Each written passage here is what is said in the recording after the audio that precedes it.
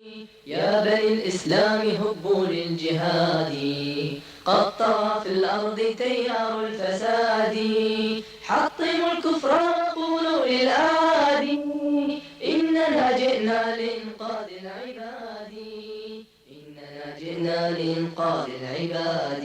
يا بني الإسلام سيروا في طريق الخالدين، لا تهابوا الموت لا تخشوا سياط الظالمين، املأوا الدنيا سلاما وانشروا العدل المبينا، ليعيش الناس إخوانا بحق آمنين. الإسلام سيروا في طريق الخالدين، لا تهابوا الموت لا تخشوا سياط الظالمين، املأوا الدنيا سلاما وانشروا العدل المبينا، ليعيش الناس إخوانا بحق آمنين.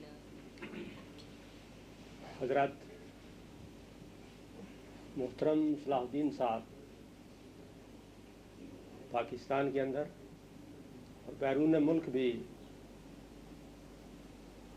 اپنے قلمی جہاد کی بنا پر اس سطح پر کھڑے ہیں کہ اب وہ محتاج تعارف نہیں ہیں، لیکن میں مختصراً ان کے تعارف کے ضمن میں جو کچھ میرے ذمہ لگایا گیا کام گزارشات آپ کے سامنے رکھ دیتا ہوں۔ صلاح الدین صاحب 1935 میں ہندوستان کے قصبے میرٹھ میں پیدا ہوئے۔ قیام پاکستان کے بعد کراچی میں سکونت اختیار کی۔ 1957 میں استاد کی حیثیت، مدرس کی حیثیت سے، اسکول ٹیچر کی حیثیت سے کام کیا۔ 12 سال تک مختلف اداروں میں بحیثیت استاد خدمات انجام دیتے رہے۔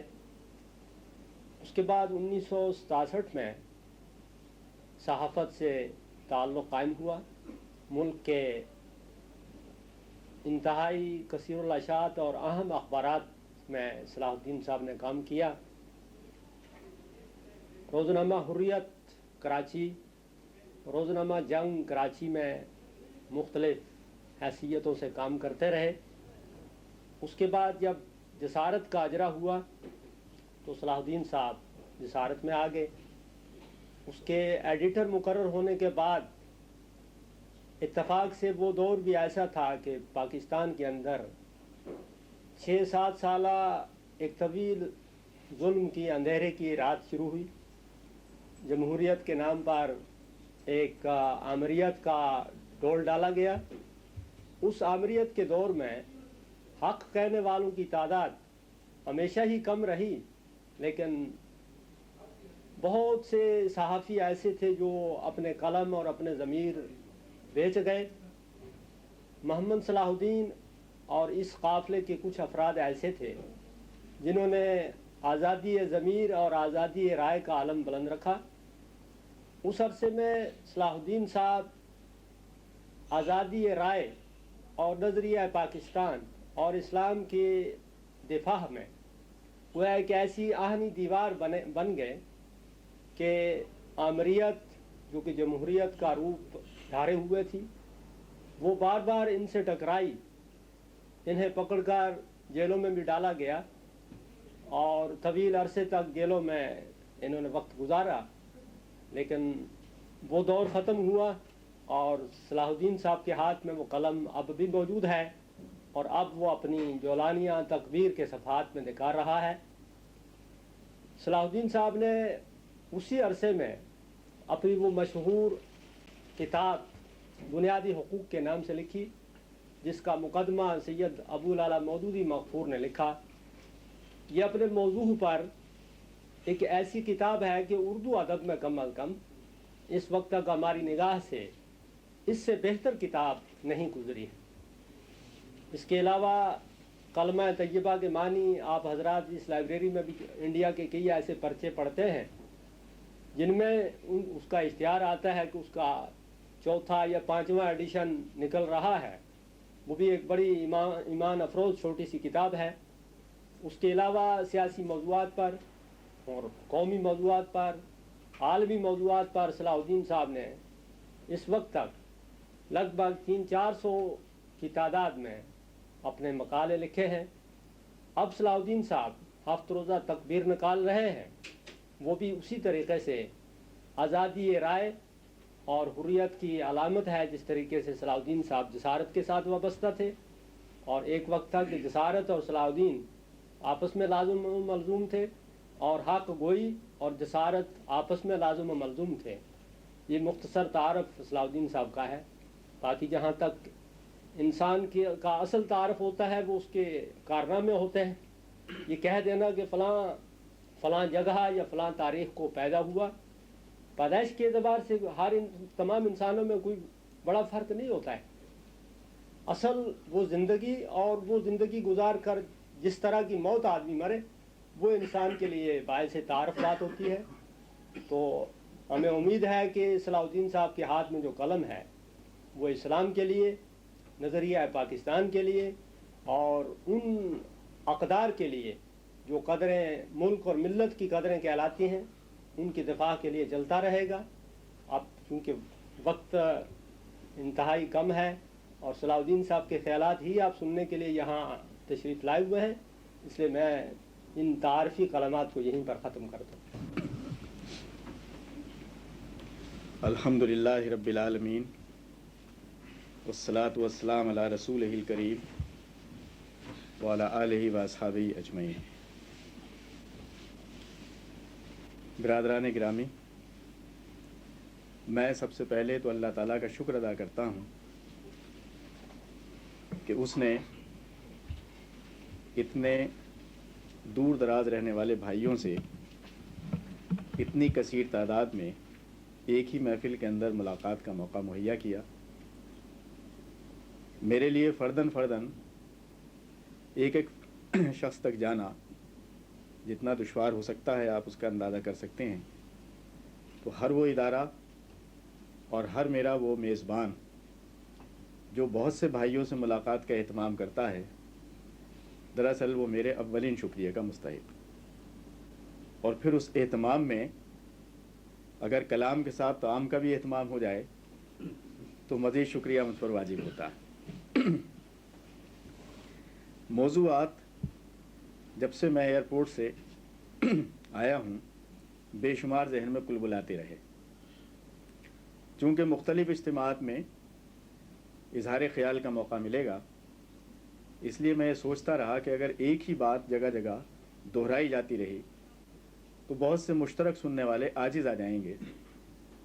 इसलिए मुनासिब ये है कि हर मौके के लिए एक अलग मौजू मुंतखब किया जाए और फिर बहुत सी बातें सवाल जवाब के दौरान आ ही जाएंगी। हकीकत यह है कि मैंने अभी तक खाने से पहले इस महफिल के लिए किसी मौजू का इंतखाब नहीं किया था, लेकिन खाने ही पर एक बहस चल निकली और उसने मेरी मदद की और इस वक्त के लिए एक मौजू फिर मेरे जहन में मुतय्यन हो गया। मौजू क्या है? असल में एक सवाल है जो सारी दुनिया के मुसलमानों के जहनों में बार बार उभरता है।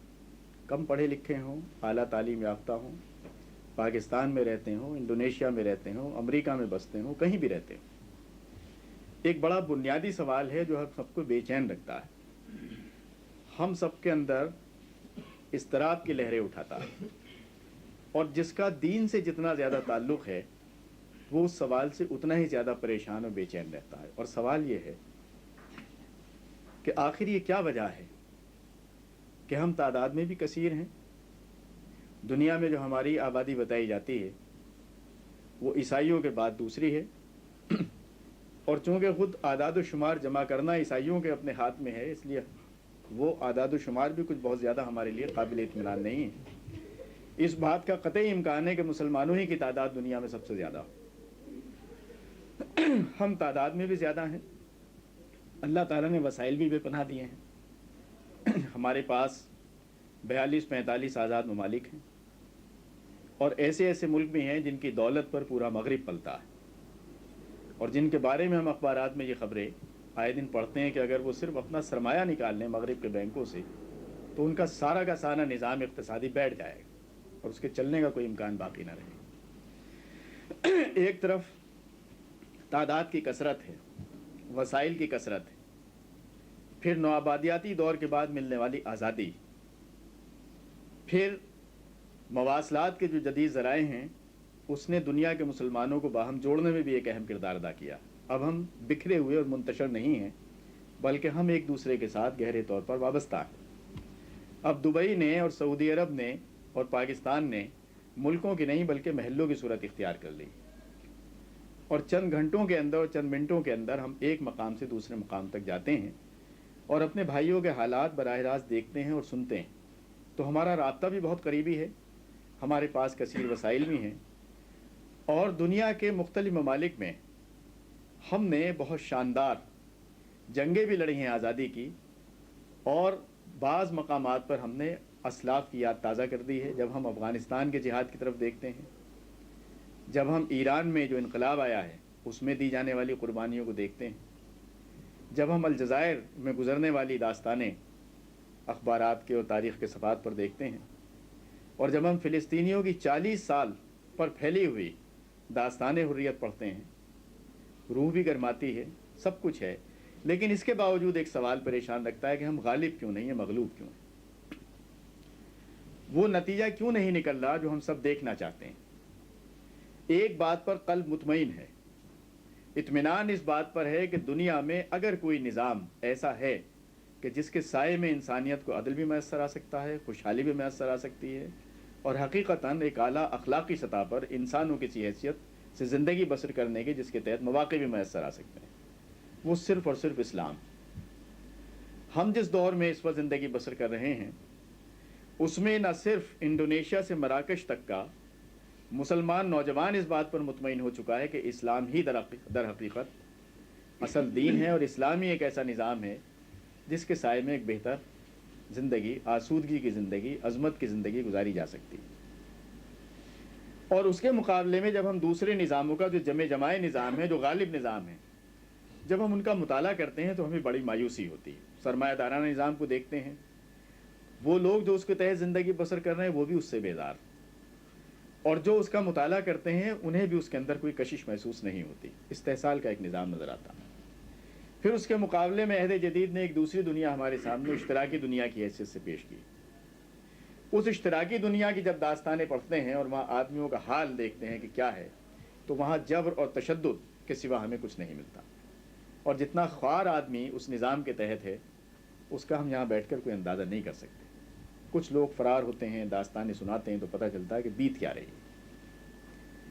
آئرن کرٹین ایسا ہے کہ آپ دبئی کی خبریں ساری دنیا کے اخبارات میں روز پڑھ سکیں گے، لیکن آپ کو 6 مہینے یا سال بھر یا 3 مہینے میں چیکوسلواکیہ کی یا رومانیہ کی یا ماسکو کی کوئی خبر ملے گی، یعنی اس دنیا کی خبر تک ہم کو نہیں ملتی۔ ایک آئرن کرٹین ہے، اور یہ بات ذہن میں رکھیے کہ تنظیم ہو یا ملک ہو یا فرد ہو، جو جتنا اخفاء کا اہتمام کرتا ہے، رازداری کا اہتمام کرتا ہے، وہ اتنا ہی بڑا مجرم ہوتا ہے، اس لیے کہ اخلاقی کردار رکھنے والے کو اخفاء کی ضرورت نہیں ہوتی۔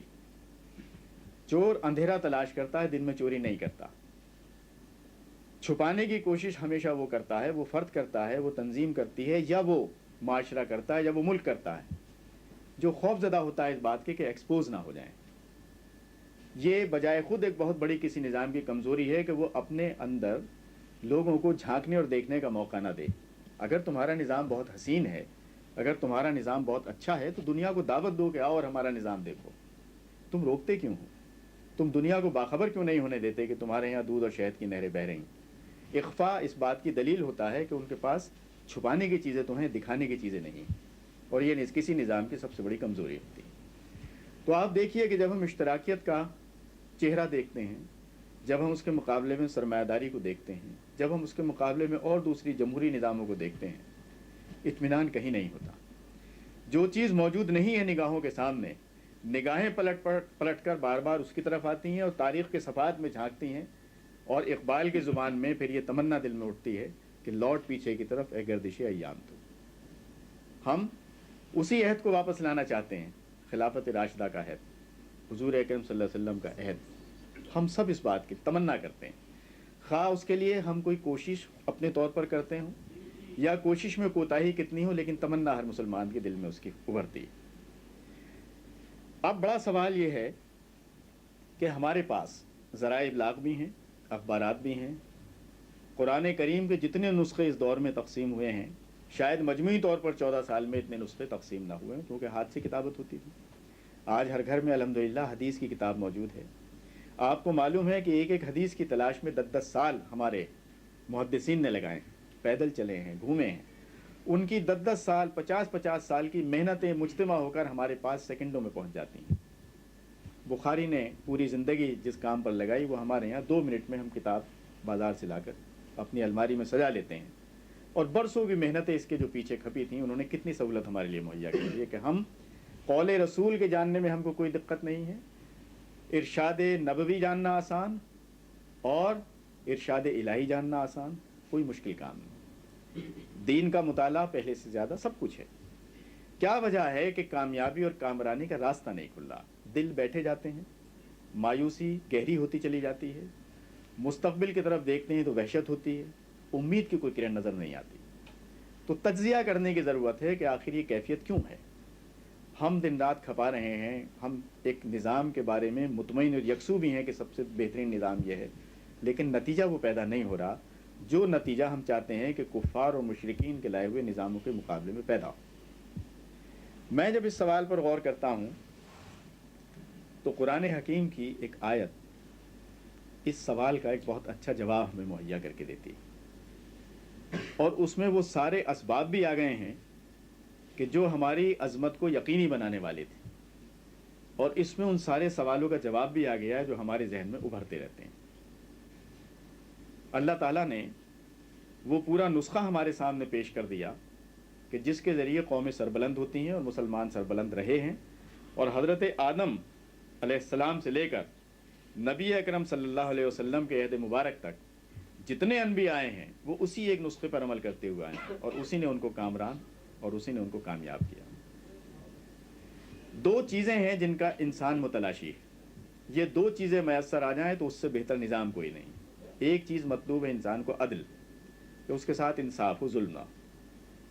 اور جتنے نظام دنیا میں لائے گئے ہیں، چاہے وہ اللہ تعالیٰ کی طرف سے نازل کیے گئے ہوں یا انسان نے اپنے طور پر یونان میں بیٹھ کر یا روم میں بیٹھ کر سوچے ہوں، مقصود فلسفی کا اور خود ہمارے خالق کا یعنی مشترک یہ بات ہے کہ متلاشی سب اس بات کی ہے کہ ایک عدل کا نظام آئے۔ لیکن ظاہر ہے کہ خالق ہی عدل کا نظام دے سکتا ہے، مخلوق تو ظلم ہی کر سکتی ہے۔ پھر ایک طرف انسان یہ تمنا کرتا ہے کہ انصاف حاصل ہو، دوسری تمنا وہ یہ کرتا ہے کہ اسے خوشحالی حاصل ہو، یعنی وہ افلاس سے بھاگتا ہے، مفلسی سے ڈرتا ہے۔ اس کی تمنا یہ ہے کہ اس کے ساتھ انصاف ہو، اور اس کی تمنا یہ ہے کہ وہ مادی لحاظ سے بھی خوشحال زندگی بسر کرے، افلاق کی زندگی، افلاس کی زندگی یہ نہ ہو بلکہ خوشحالی کی زندگی ہو۔ میرا خیال ہے کہ ہم میں سے مسلمان ہوں یا غیر مسلم ہوں، کسی کو بھی ٹٹول کر دیکھیے وہ 2 ہی چیزوں کا متلاشی ملے گا، معاشرے میں ایک باعزت حیثیت، آسودگی کی زندگی اور عدل کی زندگی۔ کوئی نظام اگر یہ 2 چیزیں مہیا کر دے تو اس سے بہتر نظام انسانیت کے لیے کوئی نہیں۔ اب دیکھیے اللہ تعالیٰ اس نظام کے بارے میں سورہ الحدید میں ارشاد ہوتا ہے، لقد ارسلنا رسولنا بالبینات وانزلنا معهم الکتاب والمیزان لیقوم الناس بالقسط۔ یہ ایک یہاں آ کر رک جاتی ہے آیت۔ پھر ایک اور سیٹ ہے آگے چل کر، یہ روحانی وسائل ہیں جن کا ذکر کیا جا رہا ہے۔ انسان کو اگر 2 چیزیں مل جائیں، روحانی وسائل جو اس کو ایک اخلاقی وجود عطا کر سکیں اور اسے حیوانیت سے اٹھا کر انسانیت کے اعلیٰ مقام پر فائز کر سکیں، اور جب وہ ایک اچھا انسان بن جائے تو پھر اسے کچھ مادی قوتوں کی اور مادی ذرائع کی ضرورت ہے تاکہ ان مادی وسائل اور ان مادی ضرورتوں کے ذریعے وہ خوشحالی کا ایک نظام لا سکے اور دنیا میں عزت کے ساتھ رہ کے، اس لیے اس کا الگ سے تذکرہ کیا گیا۔ وانزلنا الحدیدہ فیہ باس شدید ومنافع للناس۔ اب یہاں پہلے تو ایک چیز کے نازل کرنے کا ذکر کیا گیا کہ لقد ارسلنا رسولنا بالبینات، ہم نے رسول اتارے، اور دیکھیے تمام رسولوں کے بارے میں کہا جا رہا ہے، کسی ایک کے بارے میں نہیں، آدم سے لے کے حضور اکرم صلی اللہ علیہ وسلم تک ہم نے انبیاء اتارے، واضح نشانیوں کے ساتھ اتارے۔ نشانیوں سے مراد یہ کہ جو تصدیق کرتی تھی اس بات کی کہ یہ واقعتاً نبی ہیں، سند کے ساتھ اتارے ہیں، کوئی شک اور شبہ ان کی نبوت کے بارے میں نہیں۔ ہم نے واضح نشانیوں کے ساتھ انبیاء اتارے، اور انبیاء کو اتارنے کے ساتھ ساتھ ہم نے کتابیں نازل کی ان کے ساتھ، کسی کو زبور دی, کسی کو انجیل دی, اور آخر میں یہ قرآن نازل کیا. کتابیں دی. پھر ہم نے کتابیں نہیں دی, ہم نے میزان بھی دی. یہ میزان کیا ہے؟ سادہ سا ترجمہ اس کا ترازو, میزان. لیکن یہ کسی تاجر کی ترازو نہیں, یہ وہ ترازو ہے جو ہر شخص کے قلب و ذہن میں پیوست کر دی گئی ہے, اور جو ہر لمحے تول تول کر یہ بتاتی ہے کہ خیر کیا ہے اور شر کیا ہے, جائز کیا ہے, ناجائز کیا ہے, حلال کیا ہے, حرام کیا ہے. یہ وہ میزان ہے جو میزان اخلاق ہے, اور جو جسے ہم ضمیر بھی کہتے ہیں. کسی مفتی سے فتویٰ لینے کی ضرورت نہیں پڑتی, سب سے پہلا فیصلہ میرے عمل اور میری نیت کے بارے میں خود میرے اندر یہ میزان کر دیتی. جب ایک آدمی دودھ میں ملاوٹ کرتا ہے تو چاہے خریدار کو اس کا علم نہ ہو, لیکن وہ جانتا ہے کہ اس نے ملاوٹ کی. وہ جس ترازو میں یا جس پیمانے سے تول رہا ہے, وہ پیمانہ شاید اتنی گڑبڑ نہ کرتا ہو, لیکن اندر کا پیمانہ ایک سیکنڈ میں بتا دیتا ہے کہ تم کر کیا رہے ہو. سود کھانے والا جانتا ہے کہ میں کیا کر رہا ہوں, چوری کرنے والا جانتا ہے کہ میں. اس میزان کا ذکر کیا جا رہا ہے کہ ہم نے کتاب ہی نہیں دی, ظاہر بین الفاظ ہی نہیں دیے, تمہارے نفس کے اندر, تمہارے ضمیر کے اندر, تمہارے قلب کے اندر ہم نے ایک ترازو لگا دی ہے جو تول تول کر تمہیں بتاتی رہتی ہے کہ یہ جو قدم تم اٹھا رہے ہو یہ قہوہ خانے کی طرف جاتا ہے یا مسجد کی طرف جاتا ہے, اور یہ جو تم کمائی سمیٹ رہے ہو یہ رشوت کی ہے, یہ ڈاکے کی ہے, چوری کی ہے یا حلال کی. ہم ساری دنیا سے چیزوں کو چھپا سکتے ہیں, بیوی سے, والدین سے, بھائی سے, سب سے چھپا سکتے ہیں. کوئی چیز نہیں چھپتی تو ہمارے اپنے نفس سے نہیں چھپتی. سب سے زیادہ اچھا فیصلہ اور سب سے اچھا فتویٰ کسی بھی فعل کے بارے میں اندر سے ہمارا نفس دیتا ہے. یہ ہے وہ میزان جو اللہ تعالیٰ نے ہمارے سینوں کے اندر رکھ دی. اور یہ میزان ایسی مضبوط ہے کہ ہمارے معاشرے کی ناخواندہ عورت, ہمارے معاشرے کا ناخواندہ مرد, بوڑھا, ضعیف, ایک سیکنڈ ان کو یہ جاننے میں نہیں لگتا کہ کیا چیز صحیح اور کیا چیز غلط. نہ کتابوں میں پڑھا, نہ مدرسوں میں گئے, نہ کسی مفتی سے رجوع کیا, لیکن آپ کے گھر میں بیٹھی ہوئی ایک بوڑھی خاتون جو بیچاری انگوٹھا لگاتی ہے, اپنا نام بھی نہیں لکھ سکتی, وہ ایک سیکنڈ میں یہ بتا دیتی ہے کہ یہ چیز غلط ہے اور یہ چیز صحیح ہے, یہ جائز ہے یا ناجائز ہے, تم حرام کی طرف قدم بڑھا رہے ہو اور یہ چیز حلال ہے, وہ بھی جانتی. یہ اس کے پیدا کرنے والے نے اس کے نفس کے اندر رکھ دیا ہے. اور اسی لیے یہ جو منکر اور معروف کی اصطلاحات استعمال کی گئی, کہ معروف وہ چیز جو سب جانتے ہیں, ساری دنیا جانتی ہے, پڑھا لکھا, بے پڑھا لکھا, دنیا کے کسی بھی خطے میں رہنے والا ہر آدمی نیکی کو جانتا ہے, ہر آدمی برائی کو جانتا ہے. یہ ہے وہ میزان جو آپ کے سینے میں پیوست کی گئی. کہا یہ جا رہا ہے کہ ہم نے تمہاری ہدایت کے لیے, تمہیں انسان بنانے کے لیے نبی اتارے, اس کی کتابیں اتاری, ان کے ساتھ ساتھ ہم نے میزان اتاری. اور اب جہاں ان چیزوں کے نزول کا ذکر ہے, آخر میں آ کر ان سب کا تذکرہ کرنے کے بعد مقصد نزول بتایا جا رہا ہے. مقصد نزول کیا ہے؟ لِيَقُومَ النَّاسُ بِالْقِسْطِ, تاکہ عالم انسانیت قسط پر, عدل پر قائم ہو جائے. نبی کے اتارنے کا مقصد قیام عدل, کتاب کے اتارنے کا مقصد قیام عدل, میزان کے اتارنے کا مقصد قیام عدل. جتنی چیزیں گنوائی جا رہی ہیں ان کے اتارنے کا مقصد بتایا جا رہا ہے تاکہ تم عالم انسانیت کو عدل پر قائم کر سکو. اب اگر ہمارے پاس کتاب ہے, اگر ہمارے پاس نبی موجود ہے اور اس نبی سے ہماری محبت کا رشتہ بھی قائم ہے, اگر ہمارے پاس یہ میزان بھی ہے جو خیر و شر کی لگی ہوئی ہے ہمارے نفس کے, چیزیں تو موجود ہیں سب, لیکن جس مقصد کے لیے نازل کی گئی ہیں وہ ہمیں نظر نہیں آتا. تو اس کا مقصد یہ ہے کہ چیزیں موجود تو ہیں لیکن اپنے مقصد کی تکمیل نہیں کر رہی, کوئی خرابی پیدا ہو گئی. اس خرابی کو تلاش کرنے کی ضرورت ہے کہ ایسا کیوں ہے. اس لیے کہ اگر نبی کے آنے کا مقصد قیام عدل ہے, کتاب کے آنے کا مقصد قیام عدل ہے, میزان کے آنے کا مقصد قیام عدل ہے, تو یہ چیزیں تو موجود ہیں. جو چیز غائب ہے, جو موجود نہیں ہے, وہ چیز عدل ہے, وہی چیز جس کے خاطر یہ سب چیزیں نازل کی گئیں. آگے چلیے, اب آگے ایک اور چیز گنوائی جا رہی ہے, یہ تھے روحانی وسائل جو انسان کو انسان بننے کے لیے درکار ہے اور انسان کو ایک اعلیٰ اخلاقی کردار حاصل کرنے کے لیے ضروری. اب آپ کو مادی وسائل کی طرف لایا جا رہا, وانزلنا الحدید, اب آگے گنوایا جا رہا ہے, اور ہم نے یہ لوہا اور یہ فولاد اتارا. اور مفسرین کا اس پر اتفاق ہے کہ یہاں اس ایک لفظ کے اندر تمام جتنے مادی وسائل ہیں, لوہا ہو, تانبا ہو, پیتل ہو, ایلومینیم ہو, اور کوئی چیز ہو, ایٹم ہو, کوئی بھی چیز ہو, اس میں سب شامل ہے. یہ معدنیات کی طرف اشارہ. اور ہم نے تمہارے لیے لوہا اتارا. اب دیکھیے پہلے ذکر کیا گیا نبی کا، کتاب کا، میزان کا، اور اس کو نازل کرنے کا بالکل الگ ذکر ہے. یہاں سے دوسرا سلسلہ شروع ہوتا ہے. اور ہم نے لوہا اتارا، جہاں ان کے اتارنے کا مقصد بتایا گیا کہ اس کا مقصد یہ ہے کہ قیام عدل ہو، کیونکہ عدل نہیں ہو سکتا جب تک اخلاقی وجود نہ ہو. کوئی بد اخلاق آدمی دنیا میں عدل قائم نہیں کر سکتا. عدل وہ قائم کرے گا خارج میں اپنی ذات سے جو پہلے اپنے نفس کے اندر عدل قائم کر لے گا. اور اپنے نفس کو عادل بنانے کے لیے یہ اخلاقی وسائل درکار تھے. نبی کا ایک نمونہ درکار تھا، ایک کتاب ہدایت درکار تھی، اور ایک نفس کی گواہی درکار تھی کہ ہاں ہم یہ بات ٹھیک کر رہے ہیں یا یہ بات غلط کر رہے ہیں. ان وسائل سے ہمیں ایک عادلانہ نفس عطا کیا گیا، جس کو ہم تزکیہ نفس کی اصطلاح میں ایک اصطلاح کے اندر ہم سمیٹ لیتے ہیں کہ ہمارا تزکیہ ہو گیا. اور ہمیں اس خاکی وجود کے اندر ایک اخلاقی وجود ہمیں حاصل ہو گیا.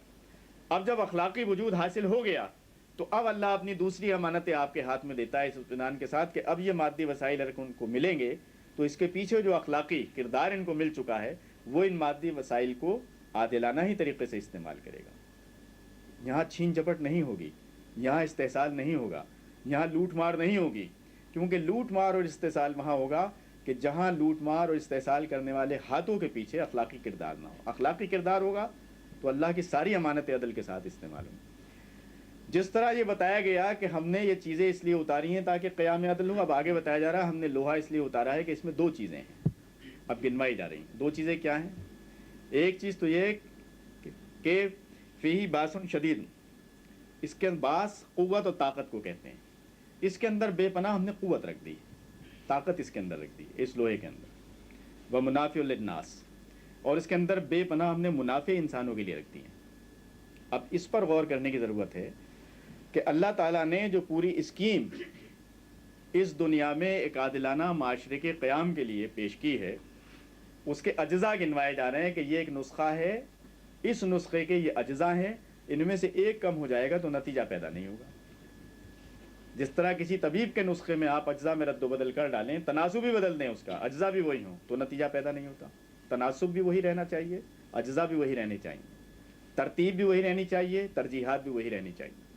اگر یہ کہا گیا ہے کہ پہلے آپ کو یہ گولی کھانی اور بعد میں یہ گولی کھانی اور آپ ترتیب بدلنے، پہلے والی بعد میں کھائیں اور بعد والی پہلے کھانے لگے، تب بھی نتیجہ پیدا نہیں ہوتا. ترجیحات وہی ہوں، اجزاء وہی ہوں، تناسب وہی ہو. دو گولی اگر کھانی ہے تو آپ آدھی کر دیں گے تو نتیجہ پیدا نہیں ہوگا. آپ اس خیال سے کہ شاید صحت جلدی آ جائے 6 کھانے لگیں گے تب بھی نتیجہ الٹا نکلے گا. تو ترجیحات بھی وہی ضروری ہیں، اجزاء بھی وہی ضروری ہیں، تناسب بھی وہی ضروری ہے. اب آپ دیکھیے کہ جو آپ کو دنیا میں سربلندی اور عزت کی زندگی کے لیے نسخہ پیش کیا جا رہا ہے وہ کیا ہوا کہ پہلا تو یہ کہ رسول تمہارے سامنے، اس سے اپنا رشتہ جوڑو، اس کی سیرت اور اس کے کردار کو اپناؤ، پہلی بات. دوسری چیز یہ کہ رسول تو بہرحال تمہارے درمیان سے ایک انسان ہونے کی حیثیت سے کسی نہ کسی لمحے اٹھ ہی جائے گا. وہ تمہارے ہاتھوں میں ایک کتاب دے کر جا رہا ہے، اس سے اپنا ایک مستقل رشتہ قائم کرو اور اس کتاب کو سمجھو تو سیرت کے آئینے میں سمجھو. وہ سیرت تمہارے سامنے رہے، پھر یہ کتاب مسلسل قیامت تک تمہارے ساتھ رہے گی. اور یہ میزان جو ہم منکر اور معروف کا جو پیمانہ تمہیں دے رہے ہیں اور جس پر تزکیہ نفس کے بعد تمہارا نفس مطمئن ہو گیا ہے یہ جاننے کے لیے کہ خیر کیا ہے اور شر کیا ہے، اب ان چیزوں کے ساتھ کوشش کس بات کی کرنی ہے؟ قیام عدل کی. ہر مسلمان دراصل عادلانہ معاشرہ قائم کرنے کی ایک اجتماعی کوشش میں ایک کارکن کی حیثیت رکھتا ہے. اس کے بعد آپ دیکھیے کہ اب یہ کام مکمل نہیں ہوتا جب تک کہ آگے کا ایک جز اس کے ساتھ نہ جڑ جائے. اور وہ جز یہ ہے کہ مادی وسائل بھی ہم نے تمہارے لیے اتارے ہیں. ہم نے یہ لوہا بھی تمہارے لیے اتارا ہے اور اس لیے اتارا ہے کہ اس میں تمہارے لیے قوت بھی ہے اور اس میں تمہارے لیے منافع بھی. لیکن بدبختی ہماری یہ ہے کہ ہم نے ان اجزاء میں سے پہلے اجزاء کو چھانٹ کر تو اپنا لیا کہ اچھا رسول بھی ہمارا، کتاب بھی ہماری، اور یہ معیار خیر و شر بھی ہمارا، یہ فتوے بھی ہمارے، کیا جائز ہے کیا ناجائز ہے. لیکن ایک چیز ایسی جو قرآن گنوا رہا ہے کہ تمہارے لیے اتاری گئی، اس کو ہم نے کہا کہ یہ کفار اور مشرکین لے جائیں، ہمیں اس کی ضرورت نہیں. لوہے اور فولاد سے جاپان والے کام لیں، فرانس والے کام لیں، برطانیہ والے کام لیں، امریکہ والے کام لیں، روس والے کام لیں، اس کا ہم مسلمانوں سے کیا تعلق؟ بس ہمارے لیے مسلح کافی ہے، تسبیح کافی ہے، یہ کتاب کافی ہے اور یہ سیرت کی کتابیں کافی ہیں، باقی ہم کو ضرورت نہیں. یہ ہے وہ مصیبت جس کی وجہ سے آج ہم اپنی اس نکبت سے اور اپنے اس ادبار سے نہیں نکل پا رہے کہ مادی قوتوں پر جو ہمیں دی گئی تھی اس پر کفار اور مشرکین کا غلبہ ہے، اور چونکہ ایک چیز ہمارے پاس سے چلی گئی کہ روحانیت تو رہ گئی، مادی وسائل ہاتھ سے چلے گئے، اور دنیا پر ظلم اس لیے آیا کہ مادی وسائل ان کے پاس چلے گئے جن کے پاس پہلی چیزیں نہیں ہیں، کیونکہ ان کا کوئی تزکیہ نفس نہیں ہے، ان کے پاس وہ اجزاء نہیں ہیں جو ان کو ایک اخلاقی کردار دیتے، تو اس اخلاقی کردار کے نہ ہونے سے وہ سارے وسائل جب ان کے ہاتھ میں گئے تو وہ ظلم کا ذریعہ بن گئے۔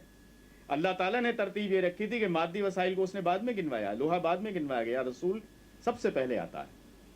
ترتیب دیکھیے، اس ترتیب کو اگر آپ الٹ پلٹ دیں گے نتیجہ پیدا نہیں ہوگا۔ اللہ تعالیٰ جس ترتیب سے کہہ رہا ہے کہ ہم نے رسول بھیجے ہیں، کتاب بھیجی ہے، میزان بھیجی ہے، پھر یہ فولاد بھیجا، اب فولاد تو ان کے ہاتھ میں چلا گیا جن کا تعلق نہ رسول سے، نہ کتاب سے، نہ میزان سے۔ ڈاکوؤں کے ہاتھ میں اللہ تعالیٰ کے وہ وسائل چلے گئے جن وسائل کو اللہ تعالیٰ نے کہا تھا کہ یہ تمہارے لیے اتارے جا رہے ہیں، اور انہیں استعمال کرنے سے پہلے یہ اخلاقی کردار حاصل کرنا تاکہ تم انہیں منصفانہ طریقے سے استعمال کر سکو۔ جب بھی دنیا میں یہ دو چیزیں اکٹھی ہو گئی ہیں، اخلاقی کردار اور مادی وسائل، عادلانہ نظام آ گیا۔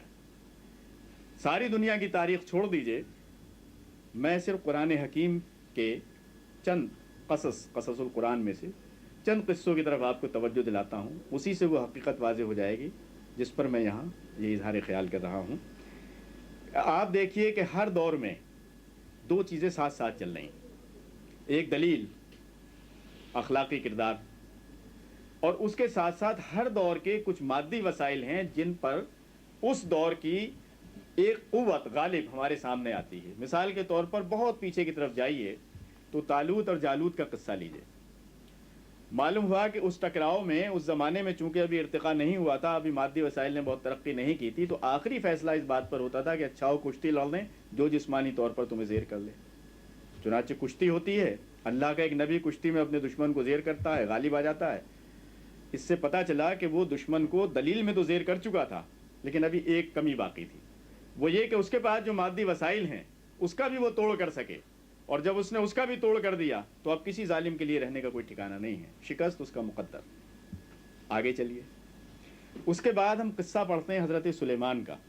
معلوم ہوا کہ اس دور کی ایک قوت، ملکہ سبا اس طرف ہے، ایک تسخیر کی قوت ہے، اور اس تسخیر کی قوت میں جب سبا کو شکست ہو جاتی ہے تب وہ حضرت سلیمان علیہ السلام کا دین بھی قبول کرتی ہے اور شکست بھی قبول کر لیتی ہے۔ اور آگے آئیے، حضرت موسیٰ علیہ السلام کا قصہ لیجئے کہ فرعون کے دربار میں جو دلائل قرآن نے پیش کیے وہ سب آپ کے ذہنوں میں محفوظ ہوں گے۔ دلیل کے میدان میں وہ ہکا بکا رہ جاتا ہے۔ حضرت ابراہیم اور نمرود کا قصہ پڑھیے، وہ جب مثالیں دیتے ہیں کہ میرا رب تو وہ ہے، تو وہ ہکا بکا رہ جاتا ہے، جو مشرق سے نکالتا ہے اور مغرب میں غروب کرتا ہے۔ فرعون اسی دلیل پر ہکا بکا رہ جاتا ہے کہ یہ تو وہ چیز ہے جو واقعتاً میں نہیں کر سکتا۔ تو آپ دیکھیے کہ اللہ کے نبی کے مقابلے میں ہر دشمن اسلام اور ہر دشمن خدا جب دلیل کے میدان میں شکست کھا جاتا ہے تو اس کے پاس جو مادی وسائل ہیں پھر وہ انہیں لے کر آتا ہے۔ فرعون جیسے ہی شکست کھاتا ہے اس کے بعد وہ اپنے جادوگروں کو پکارتا ہے کہ ذرا نکالو اپنے وہ سانپ۔ اس زمانے کی قوت یہ تھی جس پر آخری فیصلہ ہونا تھا۔ عصائے موسیٰ جب ان کو نگل جاتا ہے تو اب اس ظالم کے لیے ٹھہرنے کا کوئی مقام باقی نہیں رہتا۔ اور آگے چلیے، خود حضور اکرم صلی اللہ علیہ وسلم کے عہد مبارک میں آ جائیے، کون سی دلیل ہے توحید کے سلسلے میں، رسالت کے سلسلے میں، آخرت کے سلسلے میں اور دین کی حقانیت کے تمام پہلوؤں کو ذہنوں میں بٹھانے کے لیے جو مکی زندگی میں جس کا حق ادا نہ کر دیا۔ اللہ کے رسول نے وہ سارے دلائل صرف کر لیے۔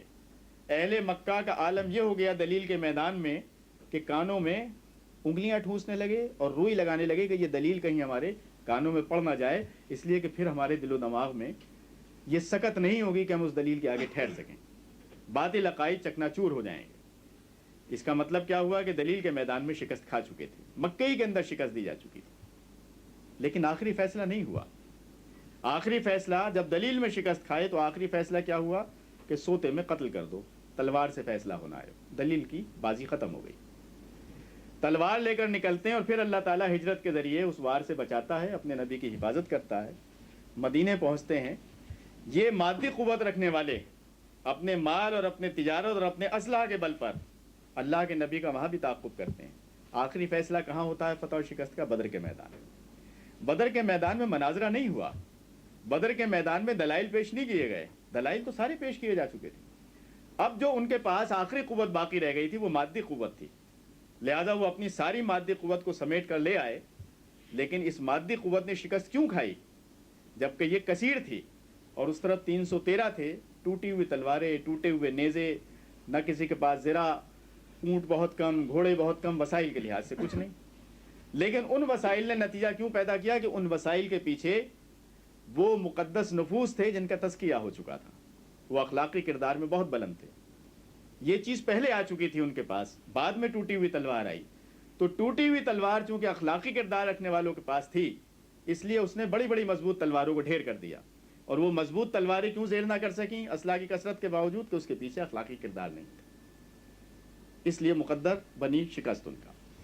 لیکن جو بات میں آپ سے عرض کرنا چاہ رہا ہوں وہ یہ کہ چاہے حضرت موسیٰ کا دور لیجئے، چاہے حضرت سلیمان علیہ السلام کا دور لیجئے، چاہے حضرت داؤد علیہ السلام کا دور لیجئے. حضرت داؤد علیہ السلام کے دور میں کیا ہوتا ہے؟ آج ایک فرقہ داؤدی بہرا اپنے آپ کو کہلاتا ہے، اس لیے کہ اس کا زیادہ تر کاروبار وہی اسٹیل کا اور فولاد کا ہے، اس لیے وہ نسبت دیتا ہے. حضرت داؤد کا فیصلہ کس بات پر ہوتا ہے؟ اسی تلوار پر فیصلہ ہوتا ہے. تو اللہ کے صرف وہ نبی جنہوں نے دلیل کے میدان میں بھی اپنے دشمنوں کو شکست دی اور جنہوں نے مادی وسائل میں بھی اپنے دشمنوں کو شکست دی، صرف وہی غالب آ سکے، انہی کی سلطنتیں قائم ہوئیں، وہ دنیا میں کامیاب و کامران ہوئے. اس کا یہ مطلب ہرگز نہ لیجیے گا کہ دوسرے انبیاء کامیاب نہیں ہیں. اللہ تعالیٰ ان سب کو کامیاب قرار دیتا ہے، کیونکہ ان کی کامیابی یہ ہے کہ جو کچھ ان کے پاس تھا وہ انہوں نے غلبہ دین کے لیے سب کچھ لگا دیا، بچا کے کچھ نہیں رکھا، اس لیے کامیاب سب ہیں. لیکن یہ عجیب بات ہے کہ قرآن ایک طرف تو یہ کہتا ہے کہ یہ سب کامیاب ہیں، بلکہ یہ بھی کہتا ہے کہ ان کے درمیان فرق نہ کرو، یہ سب ایک ہیں، یہ سب مسلم ہیں، لہذا تم ان کے درمیان امتیاز نہ کرو. لیکن وہی قرآن جب آپ حضرت آدم سے لے کر آخر تک پڑھیے تو نتیجے مختلف لاتا ہے. حضرت سلیمان حکومت کرتے ہیں، حضرت داؤد حکومت کرتے ہیں، اور اللہ کا ایک نبی جو ہے وہ آرے سے چیر دیا جاتا ہے، ایک نبی جو ہے اسے قتل کر دیا جاتا ہے سوتے میں. وہ بھی نبی ہیں جو قتل کر دیے گئے. حضرت نوح علیہ السلام 900 سال لگا دیتے ہیں، نتیجہ پیدا نہیں ہوتا، بالآخر قوم طوفان کی نظر ہو جاتی ہے. نتائج سب کے الگ الگ ہیں، کامیابی کا سرٹیفکیٹ سب کے لیے. جب آپ ان کی کامیابی کا اور بیلنس شیٹ تیار کریں گے تو آپ دیکھیں گے کہ جس نے مادی میدان میں بھی شکست دی وہ غالب ہوا ہم عصر دنیا پر، اور اس نے اللہ کے نظام کو پوری جامعیت اور پوری کاملیت کے ساتھ نافذ کر دیا اس سرزمین پر. اب ان مثالوں کو سامنے رکھتے ہوئے ذرا دیکھیے ہمارا زوال شروع کب سے ہوا. ہمارا زوال اس وقت سے شروع ہوا جب یورپ میں صنعتی انقلاب آیا، اور یورپ میں صنعتی انقلاب آنے کے بعد وہ اپنے مشینی ہتھیار لے کر، وہ اپنے بڑے بڑے جہاز لے کر مسلم دنیا کی طرف نکلے، اور اس طرح گزرتے چلے گئے انڈونیشیا تک جیسے مکھن میں سے بال گزر جاتا. وجہ کیا تھی؟ بڑے بڑے صاحب ایمان موجود تھے. کیا ٹیپو نے کوئی کمی کی اپنا فرض ادا کرنے میں؟ کیا کسی اور مجاہد نے الجزائر میں یا دوسری جگہ لوگوں نے مقابلے کیے؟ لیکن ایک توازن طاقت بگڑ گیا تھا. اللہ تعالیٰ نے مادی وسائل بھی ہمیں دیے تھے، اللہ تعالیٰ نے اخلاقی وسائل بھی ہمیں دیے تھے. ہم اپنی غفلت کی وجہ سے ہم پر ایک دور آیا کہ جس میں ہم اس جدید علوم میں، سائنس میں اور تسخیر کائنات سے تعلق رکھنے والے جو علوم تھے ان سب سے ہم نے قطع تعلق کیا. کوئی تصوف کی وادی میں جا کر لیٹ گیا، کسی نے چلا کسی شروع کر دی اور اس نے کہا کہ بس یہی میرے لیے کافی ہے. اور وہ جو دنیا میں ایک مقابلہ تھا مادی وسائل کے اندر اپنا اپنا رول ادا کرنے کا، اس میں مسلمان پیچھے چلے گئے، کفار و مشرکین آگے نکلے، صنعتی انقلاب آیا. وہ آپ کے پاس بارودی ہتھیار لے کر اور اسی الحدید میں جو قوتیں موجود تھیں جسے اللہ تعالیٰ کہہ رہا ہے کہ فی باس شدید، اس کے اندر بے پناہ قوت ہے، وہ قوت منتقل ہو گئی وہاں. اور جب وہ قوت لے کر ہمارے سامنے آئے تو ہم توپوں کے سامنے تلوار لہرا رہے تھے کھڑے ہوئے. توازن بگڑ گیا اور وہ نتیجہ پیدا نہ ہو سکا. ہم نے قیمتی جانیں دیں، خون دیا، سب کچھ دیا، نتیجہ پیدا نہیں ہو سکا. تو سوال یہ ہے کہ اللہ تعالیٰ نے تو یہ نہیں کہا تھا کہ روحانی وسائل تمہارے لیے ہیں اور یہ مادی وسائل کفار و مشرکین کے لیے ہیں. یہ تقسیم خود ہم نے اپنی حماقت سے کر ڈالی. اللہ کے رسول کا عالم یہ تھا کہ حضرت سیف انصاری ایک بزرگ تھے جو اپنا ڈھلائی گھر ایک رکھتے تھے چھوٹا تھا، اس میں تلواریں بناتے تھے، نیزے بناتے تھے اور جس کے اندر وہ اسلحہ تیار کرتے تھے. اور رسول اکرم صلی اللہ علیہ وسلم اکثر وہاں جا کر اور کبھی تلوار کی دھار دیکھتے تھے اور کبھی ان کی مضبوطی دیکھتے تھے اور ان کو پیٹ ٹھوکتے تھے کہ ہاں جی بہت عمدہ کام تم انجام دے رہے ہو. قرآن کہہ رہا ہے کہ اپنے گھوڑے تیار رکھو, اور وہ ہمیں کفار و مشرکین کے مقابلے میں ہر وقت کمر بستہ رہنے کی ہدایت کرتا ہے. لیکن ہم نے تو کمر بھی کھول دی, پیٹی بھی کھول دی, مادی وسائل بھی ان کے حوالے کر دیے. اب نتیجہ دیکھیے کہ کیا نکل رہا ہے. نتیجہ یہ نکل رہا ہے کہ ذرا قوت کا تصور کہ اس فولاد نے آج کی دنیا کو کیا قوتیں دیں. یہ ٹینک کاہے سے بنا ہے, یہ طیارے کاہے سے بنے, یہ F-16 کاہے سے بنے, یہ تسخیر کائنات اور چاند پر پہنچنے کی کوشش جو ہو رہی ہے کاہے سے بنی ہے. یہ اسی ایک چیز سے بنی ہے جسے قرآن الحدید کہہ رہا ہے, اور جس کی اہمیت اتنی ہے کہ اللہ تعالیٰ نے اس پوری صورت کا عنوان ہی الحدید رکھ دیا. حالانکہ اس میں اور بھی بہت سے الفاظ تھے, لیکن جب اللہ تعالیٰ ایک پوری عبارت سے چن کر اور ایک لفظ کو بناتا ہے عنوان کسی آیت کا, اس کا مقصد یہ ہے کہ اس پوری عبارت کے اندر جو آگے آپ پڑھنے والے ہیں سب سے زیادہ اہم چیز وہ ہے جو اس کا عنوان بنائی گئی. اب آپ دیکھیے کہ یہ سارا پیٹرول کا کاروبار ہو, اسلحہ کا کاروبار ہو. آپ کو معلوم ہے کہ آج اسلحہ کے کاروبار نے ہم پر کیا قیامت ڈھائی. یہاں شاید کتاب موجود ہو, آرمز بازار کتاب پڑھیے, آپ کو پتہ چلے گا کہ جب انگریز, فرانسیسی اور یہ دوسرے جرمنز اور ڈچ یہ ہماری نو آبادیات میں رہتے تھے آ کر, اور یہ ہم پر اپنی فوج بھی رکھتے تھے, اپنا ایڈمنسٹریشن بھی رکھتے تھے. اس وقت یہ جو کچھ سمیٹ کر ہمارے یہاں سے لے جاتے تھے, آج کے اعداد و شمار سے پتہ چلا کہ اب فوج رکھے بغیر, ایڈمنسٹریشن چلائے بغیر, صرف اسلحہ کے ذریعے, پیٹرول کے ذریعے اور تجارتی اشیاء کے ذریعے یہ ہمارے ملک کی دولت کھینچ کر اس طرح لے جاتے ہیں کہ اس وقت کے مقابلے میں 20 گنا زیادہ اور 25 گنا زیادہ یہ ہمارا استحصال کر رہے ہیں. ہم کس فریب میں مبتلا ہیں کہ ہم آزاد ہو گئے؟ کیا آزادی کس چیز کا نام؟ آزادی تو دراصل اس اختیار کا نام ہے جس میں میرے پاس اختیار تصرف آ سکے. یہ چیز میری اس وقت ہے جب یہ میرے تصرف میں ہو, لیکن اگر یہ میرے تصرف میں ہی نہیں ہے بلکہ یہ کسی اور کے تصرف میں ہے جو ہم سے ہزاروں میل دور بیٹھا ہے, تو پھر کاہے کی آزادی؟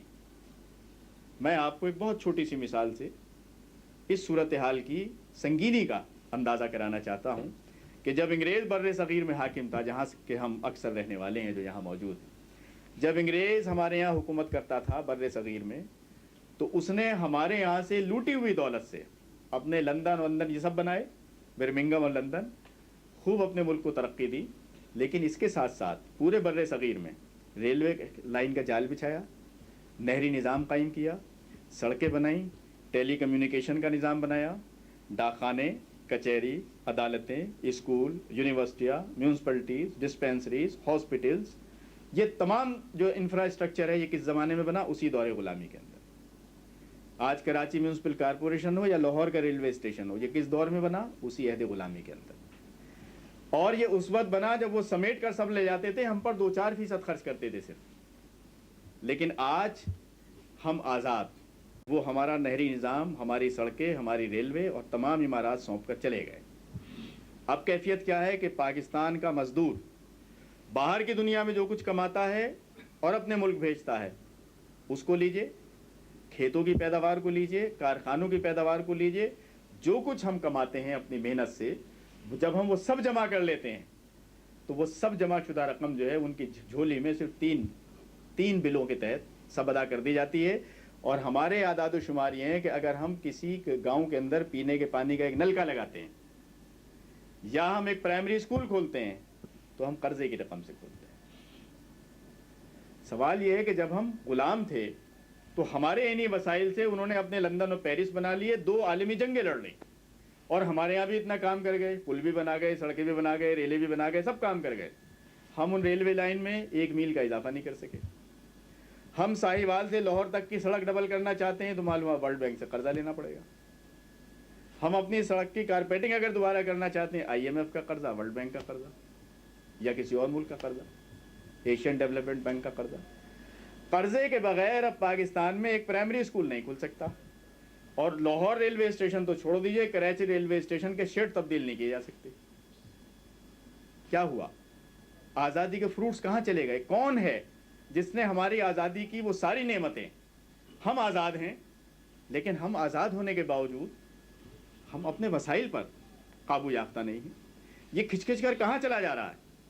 یہ کھچ کر چلا جا رہا ہے, ایک تو اسلحہ خرید لیجئے ان سے, اور اس اسلحہ کی کیفیت یہ ہے کہ آپ نے آج ایک جہاز خریدا, ابھی وہ آپ کے ایئرپورٹ پر پہنچا نہیں ہے کہ انہوں نے دوسرا ایجاد کر کے اعلان کر دیا کہ ہم نے اب فلاں جہاز بنا لیا جو اس سے زیادہ ترقی یافتہ ہے. اس کی درخواست آپ کے پڑوسی نے دے دی, آپ کے جہاں جو جہاز پہنچا اس کی رقم وہ آبسلیٹ ہو گیا, پرانا ہو گیا, اس سے لڑائی نہیں لڑی جا سکتی. لہذا دشمن نے اس سے اگلے نمبر کا جہاز حاصل کر لیا, آپ نے تیسری درخواست لگا دی کہ خدا کے لیے ہمیں بھی دے دیجیے ورنہ وہ ہمیں زیر کر لے گا, ہم پٹ جائیں گے. پھر آپ نے جو کچھ کمایا وہ اس کی جھولی میں لے جا کر ڈال دیا. ایک بل آپ نے خوب کاریں اور خوب اپنے یہاں اللہ تللو کی وجہ سے پیٹرول بل اتنا بڑھا لیا کہ سارا پیٹرول ان کی نظر. ان کو ملتا کیا ہے جہاں آپ دبئی میں بیٹھے ہوئے ہیں؟ کسی کو 7% کی رائلٹی ہے, کسی کو 2.5% کی رائلٹی ہے, کسی کو 5% کی رائلٹی ہے. باقی سارے کنگز آف آئلز تو رہتے ہیں ڈلاس میں, ٹیکساس میں, یہاں نہیں بستے. یہ سب نمائشی کھیل تماشا ہے. دولت تو ساری وہاں جا رہی. اور اس کے بعد آپ نے پیٹرول بل ادا کرنے کے بعد اور ٹینکوں اور طیاروں اور اسلحہ کی قیمت ادا کرنے کے بعد جو تھوڑا بہت بچایا تو انہوں نے ایک دوسرا راستہ آپ کے لیے کھول دیا کہ اب آپ رنگین ٹی وی خریدیے, اب آپ VCR خریدیے اور وہ ساری چیزیں خریدیے جس میں بناتے آپ کچھ نہیں. نہ آپ فاؤنٹن پین بناتے, نہ آپ ہاتھ کی گھڑی بناتے, نہ آپ پیپر کی پن بناتے. آپ کو ہر چیز باہر سے منگانی ہے. اب کچھ رقم جو بچی ہے وہ جاپان کو دے دیجئے, VCRs لیجیے, پھر کیسٹ منگائیے اس کے بعد, اس لیے کہ آپ علیحدہ VCR کیا کریں گے, VCR کو تو خوراک بھی چاہیے. اب آپ نے ایسی چیز پال لی کہ جو کانسٹنٹلی آپ کی رقم جو ہے وہ ان کی جھولی میں ڈالتی رہے گی اور آپ اس کے لیے مجبور ہیں.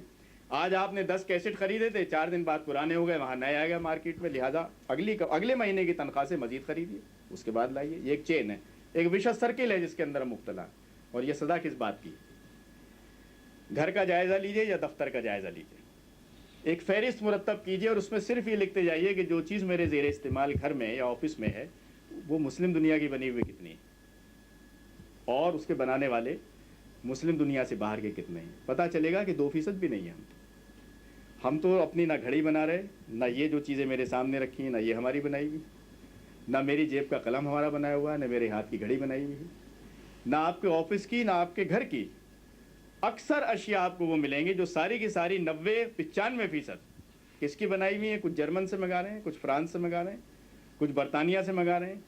اور یہ مسلم دنیا جو اسرائیل سے لڑنا چاہتی ہے, ذرا برطانیہ میں چھپنے والے وہ حقائق تو دیکھیے کہ یہ تو مکھن اسی یہودی کا کھا رہے ہیں, یہ تو بسکٹ بھی اسی کے کھاتے ہیں, اور یہ تو ساری اشیاء اس کی تیار کردہ کھا رہے ہیں.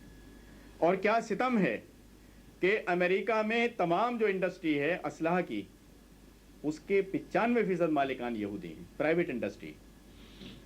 اور آپ اسی اسرائیل سے لڑنے کے لیے کہتے ہیں کہ آپ سے چونکہ ہمیں لڑائی لڑنی ہے لہذا ایک جہاز ہمیں بھی دے دیجئے اور یہ لیجئے ہماری ساری رقم. اور آپ ساری رقم اس کی جھولی میں ڈال دیتے ہیں. لیکن وہ ظالم آپ کو وہ ہتھیار کیسے دے گا جس سے وہ خود زیر ہو جائے؟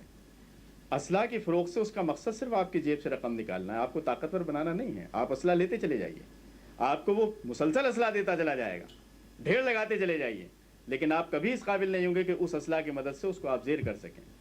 کیوں؟ اس لیے کہ بنانے والا تو وہ ہے, اس کی مرضی ہے, جو چاہے گا آپ کو سیل کرے گا, جس پر جب چاہے گا پابندی لگا دے گا. اس نے پابندی لگا دی کہ آپ ایٹم بم آپ نہیں بنائیں گے. برازیل بنا سکتا ہے, جنوبی افریقہ بنا سکتا ہے, بھارت بنا سکتا ہے, کوئی تشویش نہیں ہے. بھارت دھماکہ کر لے, کوئی دنیا میں نہ کوئی زوال آتا, نہ انسانیت خطرے میں پڑتی, کسی کے کان پہ جوں نہیں رینگتی. برازیل جیسا ملک بنا لیتا ہے, کوئی دنیا کو خطرہ لاحق نہیں ہوتا. چین بنا لے, دنیا کو خطرہ لاحق. امن عالم اگر خطرے میں پڑے گا تو مسلمان ملک سے پڑ جائے گا. اگر کسی مسلمان ملک نے ایٹم بم بنا لیا, تجربہ کر لیا, تو پوری دنیا خطرے میں پڑ جائے گی. نہ یہودی کے ایٹم بم سے خطرے میں ہے, نہ عیسائی کے ایٹم بم سے خطرے میں, نہ کسی ملحد کے ایٹم بم سے خطرے میں, نہ کسی ہندو کے ایٹم بم سے خطرے میں ہے. عالم اسلام سے باہر جتنی قوتیں, کسی سے کوئی خطرہ نہیں. سب ایٹم بم بنا رہے ہیں انسانیت کی خدمت کے لیے. لیکن آپ نے اگر نیت کر لی تو فوراً انسانیت خطرے میں پڑ جائے گی, اس کا وجود خطرے میں پڑ جائے گا. پوری انسانیت متحد ہو جائے گی کہ خدا کے لیے اس کو روکو, کہیں یہ نہ بنا بیٹھے. آپ اندازہ کیجئے کہ جو چیز اللہ تعالیٰ نے آپ کے لیے اتاری تھی, اب ذرا اندازہ کر لیجئے, ان دونوں لفظوں پہ غور کر لیجئے کہ لوہے میں جو قوت قرآن گنوا رہا ہے کہ ہم نے اس میں قوت رکھی ہے تمہارے لیے, وہ قوت کس کے پاس ہے؟ فرانس کے پاس, جرمنی کے پاس, روس کے پاس اور امریکہ کے پاس. اور وہ جو منافع گنوائے ہیں کہ اس کے اندر تمہارے لیے منافع رکھے گئے ہیں, وہ جاپان کے پاس, کوریا کے پاس, اٹلی کے پاس. کسی کا ریفریجریٹر ہے, کسی کا فریج ہے, کسی کا ایئر کنڈیشنر ہے, کسی کا کیمرہ ہے, کسی کی گھڑی ہے, کسی کی کار ہے، کسی کا رنگین ٹیلی ویژن ہے، کسی کا VCR ہے. ہم تو سیدھے جو ٹیپ ریکارڈرز خریدتے ہیں اس کا ٹیپ بھی نہیں بناتے، وہ بھی ہم انہیں سے منگواتے ہیں. کیا اس کیفیت کے ساتھ اور تمام ان مادی منافعوں کو کفار کی گود میں پھینکنے کے بعد اور تمام ان قوتوں کو کفار اور مشرکین کے حوالے کر دینے کے بعد یہ ممکن ہے کہ ہم سے تلاوت سے قرآن کریم کی؟ یہ میں مذاقاً نہیں کہہ رہا، بہت دکھ کے ساتھ کہہ رہا ہوں، کیونکہ جب اللہ تعالیٰ ہی نے یہ فیصلہ کر دیا کہ تمہیں عزت و سربلندی نہیں میسر آ سکتی جب تک یہ نسخہ پورا مکمل نہیں ہوگا تمہارے پاس. ہم نے تو تمہارے لیے رسول اتارے ہیں، ہم نے تمہارے لیے قرآن اتارا ہے، ہم نے تمہارے لیے میزان اتاری ہے، ہم نے تمہارے لیے فولاد اتارا ہے، اور ہم نے تمہارے لیے اس فولاد کے اندر یہ قوت رکھی اور یہ منافع رکھے ہیں. ہم کہیں نہیں صاحب، ہمیں یہ ساری عنایتیں آپ کی نہیں چاہیے، بس ہمارے لیے 2-3 چیزیں کافی ہیں. نعت ہم پڑھتے رہیں گے تاکہ حضور اکرم صلی اللہ علیہ وسلم کے ساتھ رشتہ محبت کا اظہار ہوتا رہے، اور تلاوت ہم کرتے رہیں گے، اور اس میں ہم جاپان سے درآمد کردہ کیسٹ میں خوبصورت آواز میں اس تلاوت کی جو کیسٹس ہیں وہ سنتے رہیں گے. بس اس سے ہمارا بیڑا پار ہو جائے گا. یہ ہے وہ بدنصیبی ہماری کہ جان دینے کا جہاں تک تعلق ہے، مجھے بتائیے کہ آج افغانستان میں جس طرح جان دے رہا ہے مسلمان، واقعہ یہ ہے کہ میدان بدر کے واقعات تازہ ہو جاتے ہیں. جس طرح وہ اپنی جان دے رہا ہے اپنے ایمان کو بچانے کے لیے، اپنے مسلم ملک کے کردار کو بچانے کے لیے، اس کی دور دور تک تاریخ میں کوئی نظیر نہیں ملتی. کیا وہ کھاتا ہے، کس طرح وہ لڑتا ہے، وہ ایک الگ موضوع ہے جو شاید میں کسی اور اجتماع میں آپ کے سامنے پیش کروں، کہ آپ کوئی اندازہ نہیں کر سکتے کہ جس طرح وہ جان دے رہا ہے اور جس طرح وہ اسلام کی خاطر اپنے آپ کو فنا کیے ہوئے. لیکن اپنے دلوں کو ٹٹول کر دیکھیے کہ ہمیں جہاں ان کی اس جرات مندی پر اور اس قربانی پر بے پناہ ہمیں فخر ہے، اور ہم ان کی اس قربانی کا ہر جگہ چرچا کرتے ہیں، ان کی مدد بھی کرنے کی کوشش کرتے ہیں، ان کی کامیابی کے بارے میں یقین کی کیفیت ہمارے دلوں میں کتنی ہے. کیا کبھی کبھی ہم یہ محسوس نہیں کرتے کہ خدا نہ خواستہ یہ شکست میں نہ بدل جائے یہ ساری فتح؟ کوئی شک نہیں کہ انہوں نے بہترین لڑائی، کوئی شک نہیں کہ انہوں نے روس جیسی قوت کے مقابلے میں ایک سیسا پلائی ہوئی دیوار بن کر اپنے ملک کو بھی بچانے کی کوشش کی ہے اور اپنے پڑوسی ممالک کو بھی بچانے کی کوشش کی ہے. لیکن ابھی ہم کچھ نہیں کہہ سکتے، یہ لڑائی جاری ہے. 5 سال گزر گئے، 6 سال گزر گئے، ابھی یہ جاری. آخری نتیجہ کیا نکلے گا؟ جب میں اس آیت کو دیکھتا ہوں اور اس کے اندر اللہ تعالیٰ کی طرف سے یہ واضح طور پر یہ بات مجھے نظر آتی ہے کہ روحانی وسائل بھی ہم نے تمہیں دیے تھے اور مادی وسائل بھی تمہیں دیے تھے، تو جب ہم نے سائنسی میدان میں تحقیق چھوڑ دی، تعلیم چھوڑ دی، تربیت چھوڑ دی، ہماری بدنصیبی تو اس درجے پر پہنچی کہ ابھی میں کھانے پر جس گفتگو کا ذکر کر رہا تھا وہ یہ تھی کہ بر صغیر پر یہ تاریخ کی تمام کتابوں میں لکھا ہوا کہ واسکو ڈی گاما جب نکلا ہندوستان آنے کے لیے تو یورپ میں ہندوستان سونے کی چڑیا مشہور تھا، اور اس زمانے میں ہندوستان صنعت کے میدان میں ساری دنیا میں سب سے آگے تھا. اور بابر جو توپ لے کر آیا تھا ابراہیم لودھی کے مقابلے میں، وہ بابر کی اپنی بنائی ہوئی تھی، مسلمان کی بنائی ہوئی تھی. آج مسلمان توپ ووپ نہیں بناتا، چھوڑ دیا اس نے کاروبار. اور جن سوئیوں سے سلے ہوئے کپڑے آگرے کے قلعے میں اور دہلی کے قلعے میں اور مختلف جگہ موجود ہیں، اس کی سوئی جاپان سے درآمد نہیں ہوتی تھی، یہیں بنتی تھی. آج تو بر صغیر میں کوئی سوئی بنانے والا نظر نہیں آتا، جاپان سے آتی ہے، کوریا سے آتی ہے. ہم نہیں بنا سکتے، ہم سوئی نہیں بنا سکتے. کپڑا سینے کی سوئی سے لے کر اور بڑے بڑے اسلحہ تک ہر چیز میں جو بات ابھی عرض کر رہا تھا وہ یہ کہ جس وقت ہم ہندوستان میں متحدہ ہندوستان میں رہتے تھے تو کیفیت یہ تھی کہ صنعت کار صرف مسلمان تھا اور ہندو مال سوداگر تھا، مال بیچتا تھا. آپ نے دیکھا ہوگا کہ بہت سے شہر تو صرف صنعت کی وجہ سے مشہور تھے. مراد آباد کا برتن، علی گڑھ کا تالا، میرٹھ کی قینچیاں، رامپور کے چاقو چھری، یعنی آپ ہندوستان میں جتنی صنعت تھی اس دور کی، جو کچھ بھی بنتا تھا وہ مسلمانوں کے ہاتھ سے بنتا تھا. ہندو نہیں جانتا تھا بنا، ہندو تو آپ سے لیتا تھا اور بازار میں فروخت کرتا، تجارت کرتا. ہم نے 40 سال گزار لیے آزادی کے بعد. آج کیفیت کیا ہے کہ صنعت جیسے میدان میں جس کا کبھی ہندو نے تصور نہیں کیا تھا، آج وہ آگے ہے. آج وہ صنعت کے میدان میں اتنا آگے چلا گیا کہ وہ ٹینک بھی بنا رہے ہیں، طیارے بھی بنا رہے ہیں، بحری جہاز بنا رہے ہیں. اور ہم مسلمان جو پیدائشی صنعت کار تھے، ہمارے زوال کا عالم یہ ہے کہ ہم پیچھے ہٹتے ہٹتے اس سطح پر آ گئے کہ جو ہماری بہترین صنعت تھی ٹیکسٹائل کی، اسے بھی اب ہم بیمار صنعت کہتے ہیں، اس میں بھی گئے. گزارا کاہے پر ہو رہا ہے؟ سب اس کاروبار میں لگے ہوئے ہیں. کھیتوں کا چاول بیچیے، باغوں کے کینو بیچیے، کچھ امرود اور کیلے لے جا کر اور آم بیچ دیجئے، بس اس پر ملک چل رہا ہے۔ کیا ہم دنیا میں اسی طرح سربلند رہ سکیں گے؟ یہی وہ لچھن ہیں جن سے قومیں عزت اور آبرو کی زندگی بسر کر سکتی ہیں؟ یہ ہیں وہ بنیادی سوالات جو ہمارے سامنے موجود بھی ہیں، لیکن جن کا کوئی جواب ہمیں نظر نہیں آتا۔ اس آیت کے اندر پورا جواب موجود ہے کہ مسلمانوں تمہاری بدبختی۔ حضرت سلیمان کو دیکھیے کہ مادی وسائل پر ان کا تصرف کتنا ہے، حضرت یوسف علیہ السلام کو دیکھیے کہ حکومت کے ساتھ ساتھ مادی وسائل پر ان کو قدرت کتنی حاصل۔ حضور اکرم صلی اللہ علیہ وسلم جب وہ ایک مرتبہ بدر میں شکست دے دیتے ہیں روحانی اور مادی وسائل کی یکجائی سے، روحانی وسائل ان کے ساتھ مکے میں بھی تھے لیکن وہاں نتیجہ پیدا نہیں ہو سکا، دونوں کے یکجا ہونے کے بعد غلبہ، سیاسی قوت، اور اس شکست کے بعد پھر اگلی منزلیں کیا ہیں؟ فتح مکہ کی منزل، پھر فتح ایران کی منزل، پھر فتح شام کی منزل ہے، پھر آدھی دنیا گزیر کرتے چلے جاتے ہیں، اسپین تک پہنچتے ہیں۔ اور اس وقت حضور اکرم صلی اللہ علیہ وسلم کی خالص اس مسئلے کو سامنے رکھ کر دیکھیے کہ سوچ کیا تھی۔ ایک شامی پکڑا جاتا ہے، ایک رومی پکڑا جاتا ہے، پوچھتے ہیں پڑھا لکھا ہے؟ معلوم ہوا کہ تعلیم یافتہ ہے۔ ڈیوٹی یہ ہے کہ ہمارے 10 بچوں کو تعلیم دو، تم رہا کر دیے جاؤ گے، تمہیں کوئی قید نہیں۔ قرآن کی تعلیم اس سے نہیں مطلوب تھی۔ جتنے ہمس اور علوم تھے، اگر تمہیں فارسی آتی ہے ہمارے بچوں کو فارسی پڑھاؤ، تمہیں حساب آتا ہے اس کو حساب پڑھاؤ، تمہیں رومی زبان آتی ہے اس کو رومی پڑھاؤ۔ جب ہم نے ساری دنیا کے علوم حاصل کیے، ہم نے یونانیوں سے بھی سیکھا، رومیوں سے سیکھا، تو پھر انہی کے استاد بن گئے۔ 10-15 سال کے اندر یورپ والے ہمارے آنے لگے، بغداد آنے لگے، اسپین آنے لگے۔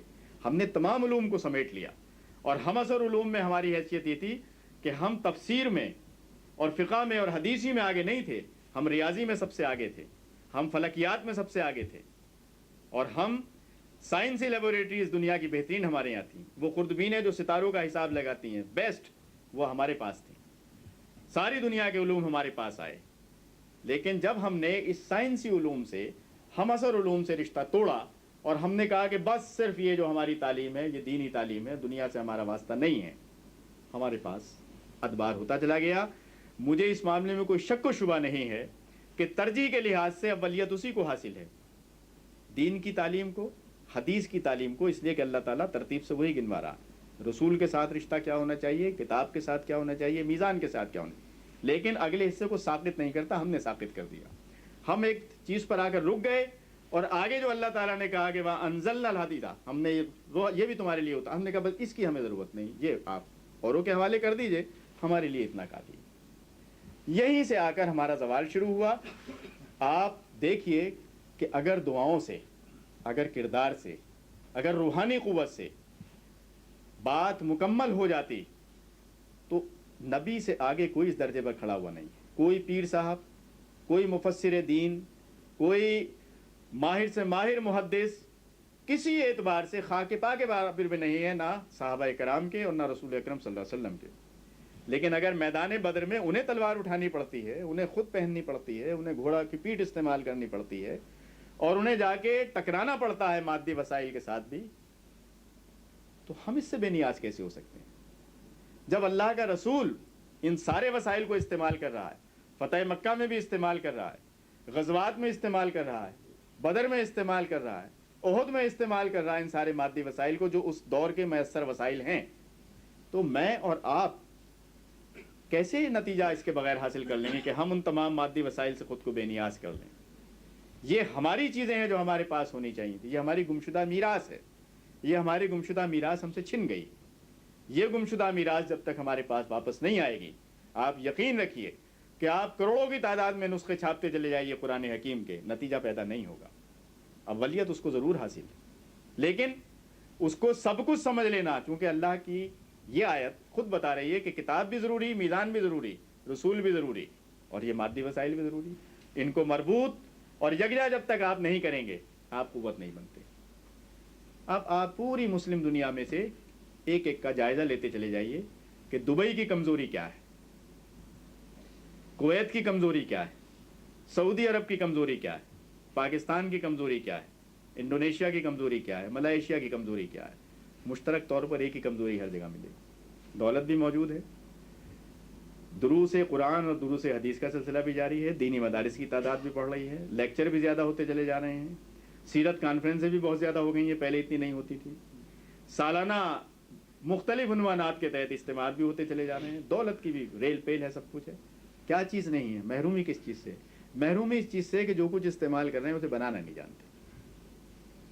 ہر وہ شے جو استعمال کر رہے ہیں اسے کفار و مشرکین سے خریدنے پر مجبور اور اپنی عمر بھر کی کمائی ان کی ہتھیلی پر رکھنے پر مجبور. اس محتاجی سے جب تک نجات نہیں ملے گی اور یہ رشتہ ہمارا جب تک نہیں ٹوٹے گا کہ ہماری سرزمین ان کی مارکیٹ، کہ وہ دنیا بھر سے سامان اپنا لے کر جہازوں میں لاد کر لائیں اور جتنا خود ان کے یہاں نہ بکتا ہو اس سے 1000 گنا لا کر وہ ہمارے یہاں ڈھیر لگائیں، اور ہم ساری مسلم دنیا سے، پاکستان سے آئیں، انڈیا سے آئیں، کیرالا سے آئیں اور دنیا کے گوشے گوشے سے آئیں اور ہم دبئی کی مارکیٹ میں نقد قیمت اس کی چکائیں اور یہ چیزیں اپنے اپنے ملکوں کو بھی لے جائیں اور دولت ان کی صرف ایک جگہ جائے.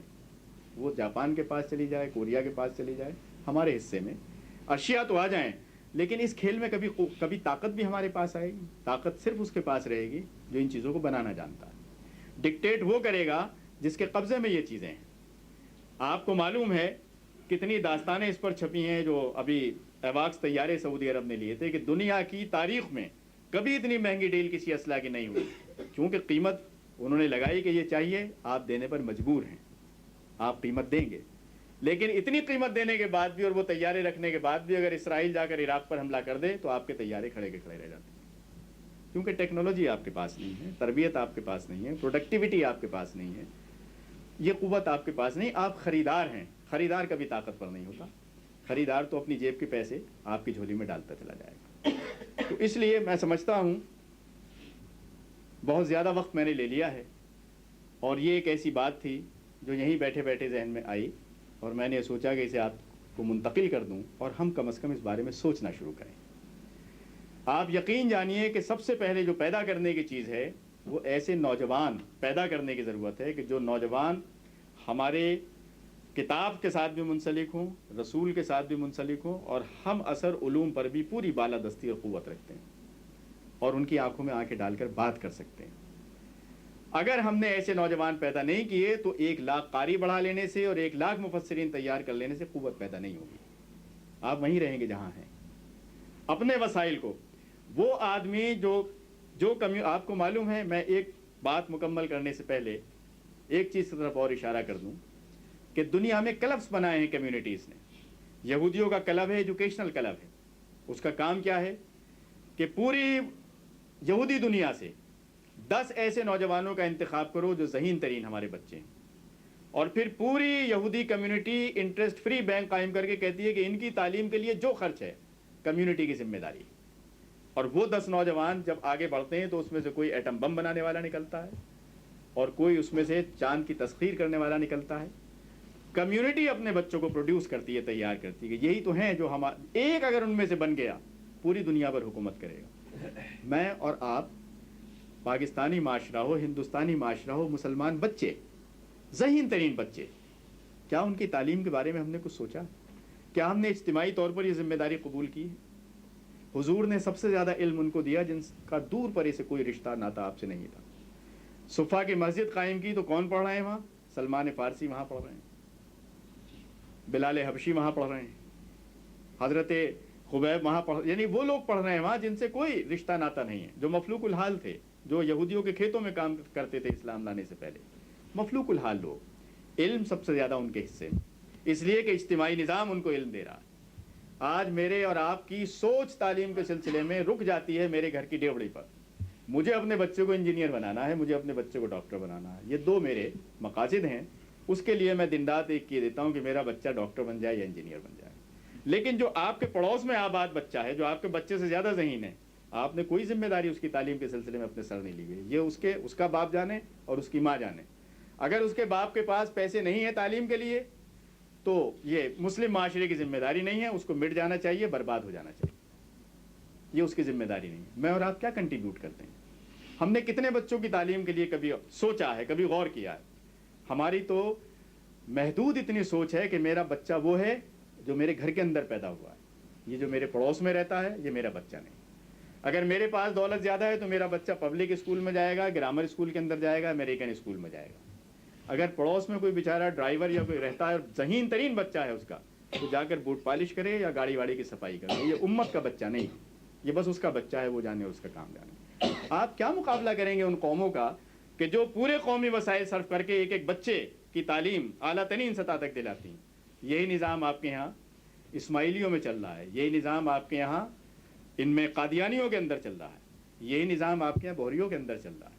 اور یہ جو چھوٹی چھوٹی کمیونٹیز ہیں یہ سال میں 10-10 بچوں کا انتخاب کرتی ہیں اور انہیں لے جا رہی ہیں آگے. اور یہ جو بھیڑ ہے یہاں سے وہاں تک, یہ صرف انگلیوں پہ تعداد گنتی رہتی ہے کہ ہم 90% ہیں, ہم 10% ہیں, ہم 20% ہیں. شام میں 6% دروزی 94% آبادی پر حکومت کر رہے ہیں. وہ 94% ریت کا ڈھیر ہے, ذرات ہیں ریت کے. کیوں حکومت کر رہی ہے؟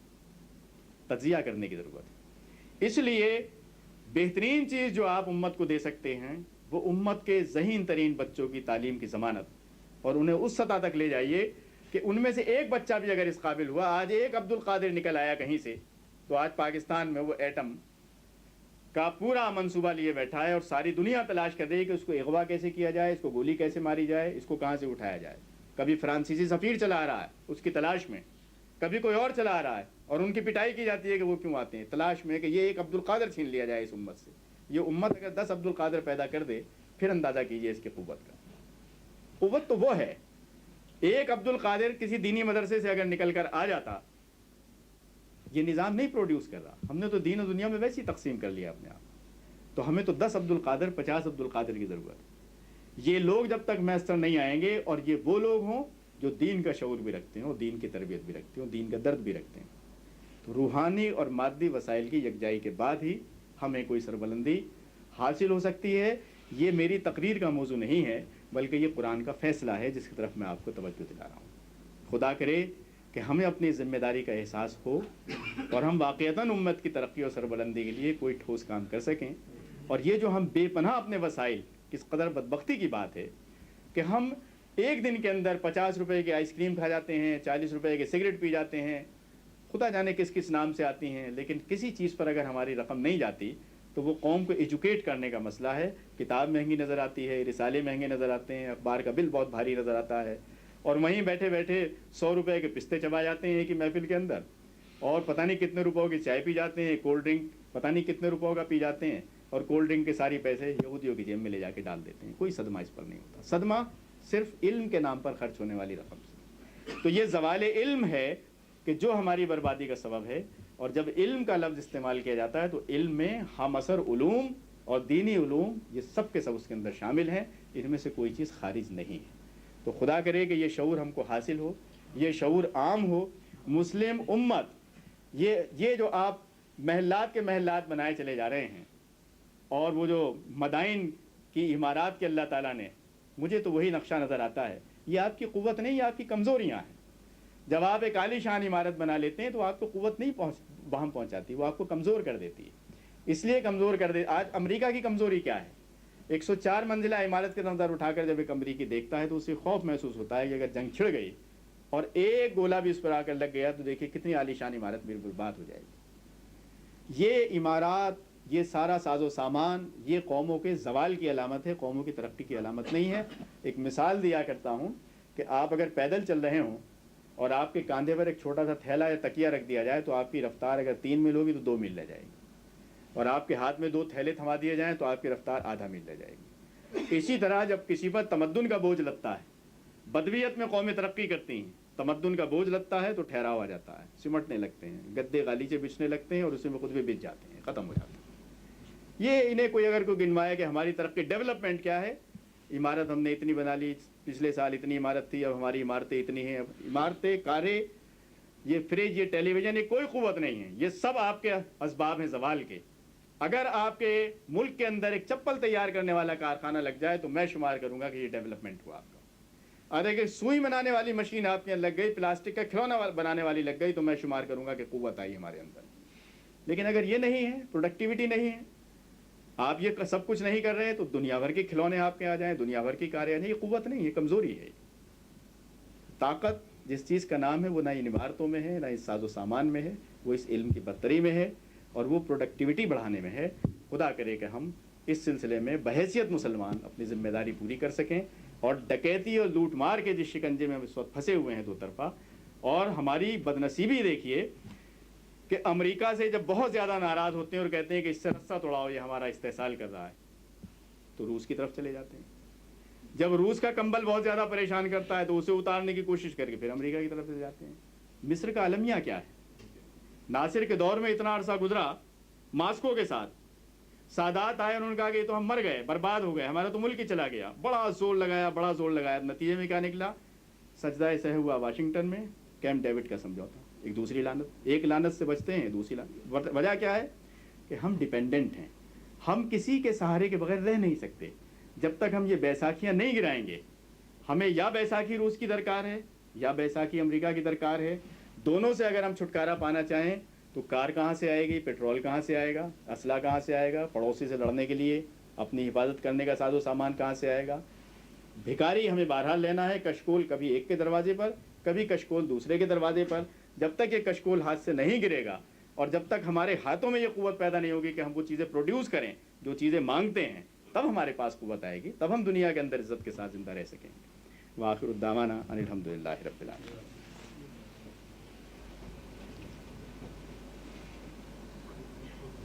صلاح الدین صاحب، آپ نے یہ بات ٹیکنالوجی کے حاصل کرنے کے لیے بات کہی ہے. کوئی ملک آپ کو ٹیکنالوجی دینے کے لیے تیار نہیں. ابھی جاپان کا وزیر اعظم کچھ عرصہ ہوا آیا تھا اور اس نے پشاور ایئرپورٹ پر اٹھتے ہوئے یہ بات کہی تھی کہ پہلے اپنے اسٹینڈرڈس کو بلند کیجیے، بعد میں ہم یہ کمپیوٹر کی ٹیکنالوجی جو زیادہ کوشش کر رہے تھے. ٹھیک. 70 کی جنگ ہوئی اور پاکستان اب اگر پاکستان F-16 ہو یا 14 ہو یا یہ نہ خریدے تو ہمیں زندہ کوئی چھوڑنے کے لیے تیار. ہم یہ نہ خریدیں تو ہمارے پاس پیسے وہ نہیں ہیں، اگر خریدتے ہیں تو پیسے سب چلے جاتے ہیں. تو اس سارے یعنی صورتحال کو مد نظر رکھتے ہوئے متلل سے کیسے نکلا کیسے؟ پہلی بات تو یہ ہے کہ آپ کو شاید اس کا علم ہو کہ دنیا میں اس وقت سب سے زیادہ جو پائریسی ہے، ڈکیتی، وہ ٹیکنالوجی میں ہے. روس کی اس وقت امریکہ میں جو سارا نیٹ ورک ہے KGB کا اور اس کا کام ٹیکنالوجی چرانا ہے. جاپان نے ساری ٹیکنالوجی امریکہ سے چرائی ہے. ٹیکنالوجی کی چوری اس وقت دنیا کی سب سے بڑی منظم چوری ہے، اور یہ حلال چوری ہے، حرام چوری نہیں. یہ علم کی چوری ہے. اور اتنے بڑے پیسے اچھا آپ کے پاس جو آئی ہے یہ بھی چوری سے آئی ہے. آپ کے عبد القادر صاحب ایک خاص جگہ پہنچے، وہاں انہوں نے اپنے آپ کو بالکل ایک ایسا غیر متعلق آدمی رکھا جنہیں پاکستان سے کوئی دلچسپی نہیں ہے. جب وہاں تربیت حاصل کر لی، وہ تربیت لے کر یہاں آ گئے. چوری، علم کی چوری کوئی چوری نہیں ہے. تو اس وقت روس کے پاس جو کچھ ہے وہ بھی چرایا ہوا. اس وقت کمپیوٹر کے اندر روس کے ایجنٹ ایک جگہ سونگتے پھر رہے ہیں کہ کمپیوٹر ٹیکنالوجی پورے طور پر IBM، یہ ساری یہ جو نئی ہماری جدید فیلڈ ہے، اس پہ لوگ لگے ہوئے ہیں اور چوری ایک سے دوسرے کے یہاں ہو رہی. لہذا اگر وہ اتنی ترقی یافتہ سطح پر ہونے کے باوجود چوری پر مجبور ہیں اور ایک دوسرے کے یہاں نقب لگائے ہوئے ہیں، تو ہم نے اپنے اوپر کیوں اس کو حرام قرار دے دیا؟ ایک بات. دوسری بات یہ ہے کہ یہ محتاجی ایک دم سے سوئچ اوور تو نہیں ہو سکتی کہ ہم جس طرح بلب جلاتے یا بجھاتے ہیں اس طرح تو نہیں ہوگا، لیکن ایک گریجولی ہمیں ڈیپینڈنس کو کم کرتے کرتے کرتے کرتے ایک ایسی سطح پر آنا ہے جہاں ہم ڈیپینڈنس ختم کر سکیں. میرے سامنے اسی دور کی ایک مثال ہے. ہم سن 47 میں آزاد ہوئے، چین 48 میں آزاد ہوا، ہم 47 میں آزاد ہوئے، 1 سال بعد آزاد ہوئے. چین میں جب آزادی ہوئی تو ماؤ زے تونگ صاحب نے اعلان کر دیا کہ آج سے کوئی چیز باہر سے چین میں درآمد نہیں ہوگی. اتنی بڑی پابندی 70 کروڑ عوام کیسے زندہ رہیں؟ انہوں نے کہا کہ صاحب آپ کمیونز بنائیے. کمیون سسٹم کیا تھا؟ یہ دنیا میں ایک نیا تجربہ ہوا. کمیون سسٹم یہ تھا کہ آبادی کو چھوٹے چھوٹے دائروں میں تقسیم کر کے کمیونٹی بنا دیا گیا، اور میں نے خود وہ کمیونز دیکھے. اپنی روئی خود پیدا کیجئے، روئی کو دھلنے کا کارخانہ خود لگائیے، اس روئی سے کپڑا خود تیار کیجئے، باہر نہیں جائے گا. اپنی بھینس خود پالیے، مکھن خود نکالیے، دودھ خود نکالیے، گندم خود پیدا کیجئے. جو آبادی 70,000 کی یا 30,000 یا 20,000 کی خاص لوکیلٹی میں رہتی ہے، وہ تمام ضروریات اپنی خود پیدا کریں گے، سوائے ایک دو چیزوں کے، مثلا جیسے میڈیسنس ہیں تیار نہیں کر سکتے، چلیے صاحب ان کو دے دی جائے گی۔ جب انہوں نے یہ پابندیاں لگائیں تو اس کا نتیجہ یہ نکلا کہ میں جب شنگھائی کے ایک ہوٹل میں گیا تو مجھے ہوٹل کے کمرے میں پہنچانے والے آدمی نے سب چیزیں جب میرے حوالے کیں تو چلتے چلتے وہ پلٹ کر آیا، یہ اس کا ایک نفسیاتی حملہ تھا میرے ذہن پر، ہنس کر کہنے لگا کہ آپ سب چیزیں آپ کو مل گئیں، چپل یہ وہ سب مل گئیں۔ تو دروازے سے پلٹ کر آیا، کہنے لگے کہ ایک چیز پر آپ نے غور کیا؟ کہ بھئی کیا چیز؟ کہنے لگے جتنی چیزیں یہاں ہیں، ہمارا تولیہ، چپل، یہ بیڈ شیٹ، یہ کراکری، اس میں سے کوئی چیز باہر کی بنی ہوئی نہیں، یہ سب چائنا کی بنی ہوئی۔ یہ کہہ کے سلام کر کے رخصت ہو گئی۔ اگر چین کے لیے یہ ممکن ہے کہ وہ ساری چیزیں خود تیار کر سکے تو ہمارے لیے یہ کیسی یعنی ممنوع کیسے ہو گئی؟ اللہ تعالیٰ نے ہمیں آنکھیں اور ہمیں صلاحیت اور ہمیں یہ چیزیں نہیں دی۔ اصل چیز جو ہے وہ صرف یہ ہے کہ ہم اپنی پرائرٹیز کو درست کریں، اور پرائرٹیز کو درست کرنے کا مطلب یہ ہے کہ میرے پاس آج 100 روپے ہیں، ان 100 روپے سے میں کیسٹ خریدوں، ان 100 روپوں سے میں کار خریدوں، ان 100 روپوں سے میں کولڈ ڈرنکس کی کوئی اچھی سی دعوت کروں، شادی پر خرچ کروں، بیاہ پر خرچ کروں، کاہے پر خرچ کروں، یا میں اسے کسی ایسے مصرف میں لگاؤں کہ جس سے 10 سال بعد 5 سال بعد مجھے کوئی قوت مل سکے، اپنے بچے کی تعلیم پر لگاؤں، کس چیز پر لگاؤں؟ تو جو بھی آپ کے محدود وسائل ہیں ان محدود وسائل کے استعمال کی ترجیحات کو درست کرنے کی ضرورت ہے، اور جن قوموں نے یہ ترجیحات درست کر لی ہیں، چین کا سبسسٹنس لیول ہم سے بہت لو تھا جب وہ آزاد ہوا ہے، دھول اڑتی تھی، اب بھی وہ دنیا کے مفلوق الحال ملکوں میں شامل ہے۔ ہم سے 1 سال بعد آزاد ہونے والی قوم اگر ایٹم بم کا دھماکہ ہم سے 10 برس پہلے کر سکتی ہے، ہم کیوں نہیں کر سکتے؟ ایسا نہیں ہے۔ اصل چیز یہ ہے کہ ایک تو انڈیویجولزم ہمارے یہاں بہت زیادہ ہے کہ ہم فرد کی حیثیت میں بکھرے ہوئے ہیں، اور ہم اپنے بھائی کو بھی شریک نہیں کرنا چاہتے، اجتماعیت تو چھوڑیے آپ۔ لیکن جن قوموں نے ترقی کی ہے ان کے ہاں پہلی تبدیلی یہ آئی ہے کہ انہوں نے قوم کے درد کو ہر فرد نے اپنا درد بنایا۔ برطانیہ میں، فرانس میں، امریکہ میں، جرمنی میں جب لوٹ مار کا پیسہ پہنچا ہے تو انہوں نے یہ طے کیا کہ ہمارا آدمی کچھ بھی کرتا ہو، کسی بھی سطح کا ہو، لیکن اسے سواری ضرور ملنی چاہیے، سفر کی علاج اسے ملنا چاہیے، اس کو روٹی ملنی چاہیے، اسے سر چھپانے کی جگہ ملنی چاہیے، اس کا ایک خاص لیول مقرر کر کے ان کا کہ اب اس سے آگے جو جانا چاہے وہ لکھ پتی کروڑ پتی کہیں چلا جائے، لیکن یہ منیمم لیول ہے، یہ بہرحال سب کے لیے تمام۔ یہ قوم ایثار کر کے اپنے ہر فرد کو، یہ ساری چیزیں جب تک ہم اپنے کردار کا حصہ نہیں بنائیں گے، شیئر نہیں کریں گے، اور یہ کہ ہم تعلیم پر، اب آپ کو معلوم ہے کہ حیدرآباد دکن میں جب یہ ملک بنا نہیں تھا تو حیدرآباد دکن کے اندر 12.5% بجٹ کا حصہ تعلیم پر خرچ ہوتا تھا۔ آج پاکستان میں تعلیم پر پہلی بار اللہ کا فضل ہے 1.7 پر ہم پہنچے ہیں، پہلے 1.3 تھا اور اس سے پہلے 1% تھا۔ آپ تعلیم پر 1% خرچ کر کے اور باقی اللہ تللو میں گزار کر آپ 40% اپنی رقم پیٹرول پر خرچ کر کے، اور کیوں کر رہے ہیں آپ؟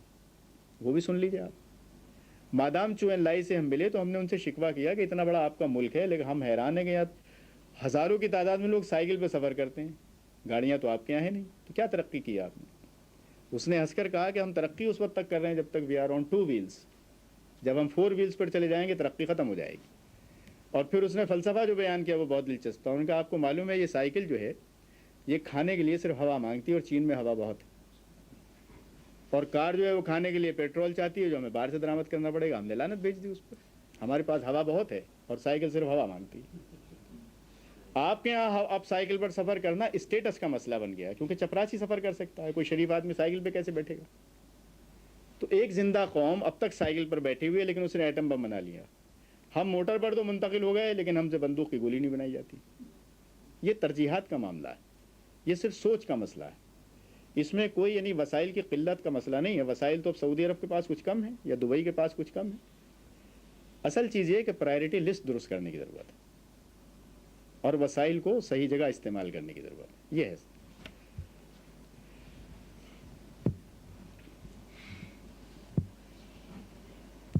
لوگ تھک چکے ہیں، میں نے بہت لمبی تقریر کی ہے، سونا چاہتے ہیں میرا خیال ہے۔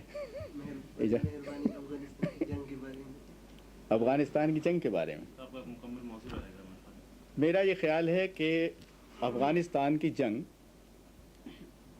کے واقعات تو میں نے نہیں گنوائے، لیکن میری پوری کی پوری تقریر افغانستان کی جنگ سے براہ راست تعلق رکھنے والی ہے۔ یہ جہاد جو اللہ تعالیٰ ہم سے چاہتا ہے کہ اس کے ذریعے ہم پوری دنیا پر غالب آئیں. اسی جہاد کا یہ نسخہ استعمال کیا گیا کہ اگر کامیاب ہونا چاہتے ہو جہاد میں تو پہلے روحانی طور پر اپنا تزکیہ کرو اور پھر مادی طور پر ان قوتوں کو، ان منافع کو حاصل کرو. تو میرا ذہن اس سے غیر متعلق نہیں تھا جب میں یہ بات کر رہا تھا. افغانستان کا بھی مسئلہ یہی ہے، فلسطین کا مسئلہ بھی یہی ہے، اور باقی جہاں جہاں جنگ ہو رہی ہے مسلم دنیا میں وہاں سب کا مسئلہ یہی ہے. اور حد یہ ہے کہ ایران جیسا ملک جس نے اتنی شاندار ڈیفیٹ دی، مجھے وہ دستاویزات دیکھ کر، چونکہ میں انہیں دیکھ چکا ہوں، اتنی شرم آئی کہ اسی ایران کو اب عراق کے خلاف لڑنے کے لیے اسرائیل سے اسلحہ لینا پڑ رہا ہے. یہ کتنی شرمناک بات ہے. اگر ہم اسرائیل کا اسلحہ لے کر اور کسی مسلمان ملک کو شکست بھی دے دیں تو مسلمان کی فتح تو وہ نہیں ہوئی، شاید کسی اور کی فتح ہو.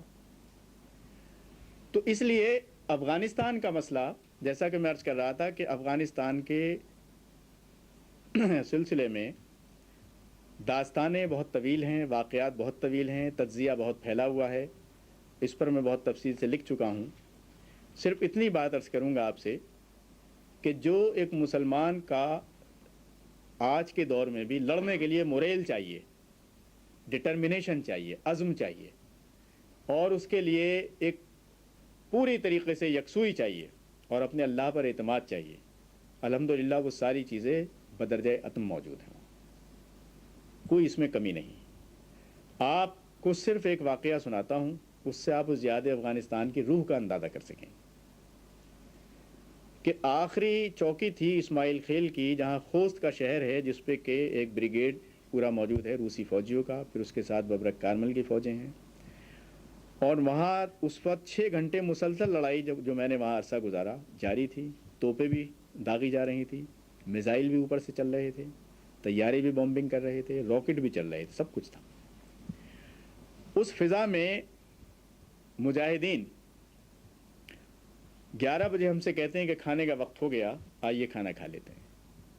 تو ان کا کمانڈر کہتا ہے کہ کچھ انتظام تو کرو کھانے کا. اس کے لہجے سے میں سمجھ گیا کہ انہیں ہمارے یہاں آنے پر کھانے کے سلسلے میں کوئی پریشانی ہے. میں نے ان سے کہا کہ آپ اہتمام کوئی نہ کریں، جو کچھ آپ روز کھاتے ہیں اسی میں ہم شریک ہونا چاہتے ہیں. انہوں نے کہا کہ نہیں آپ کے لیے ہم کچھ کرتے ہیں. میں نے کہا نہیں، بالکل نہیں. اگر آپ نے میرے لیے کچھ کیا تو پھر میں تو شرکت جہاد سے محروم رہ گیا. جو کچھ آپ کھاتے ہیں اسی میں شریک ہونا چاہتا ہوں، وہی عین میرے لیے راحت کا اور دلی مسرت کا باعث ہوگا. بہت ہی شرماتے ہوئے بیچاروں نے پریشانی کے عالم میں جب اپنا لنچ سامنے رکھا ہے، اس سے ہی آپ اندازہ کر لیں. ان کے کاندھوں پر ایک چادر ہوتی ہے، سب نے اپنے کاندھوں سے چادر اتاری، اس کی ایک گرہ انہوں نے کھولی، اس کے اندر خشک روٹی کے ٹکڑے بندھے ہوئے تھے، اور اس کے بعد انہوں نے جیب میں سے کاغذ کی پڑیاں نکالیں جس کے اندر گڑ کی ڈلی لپٹی ہوئی تھی.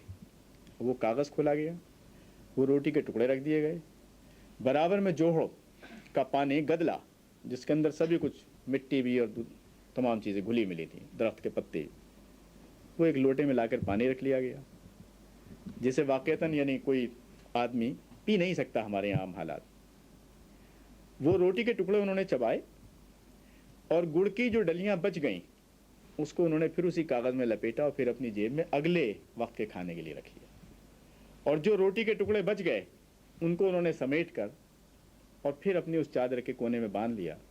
یہ ان کی خوراک تھی، یہ ان کا پانی تھا، اور یہ ان کا جہاد تھا. اور میرا یہ خیال ہے کہ شاید جہاد کی شرط ہی یہ ہے، جہاد اسی طرح ہو سکتا ہے.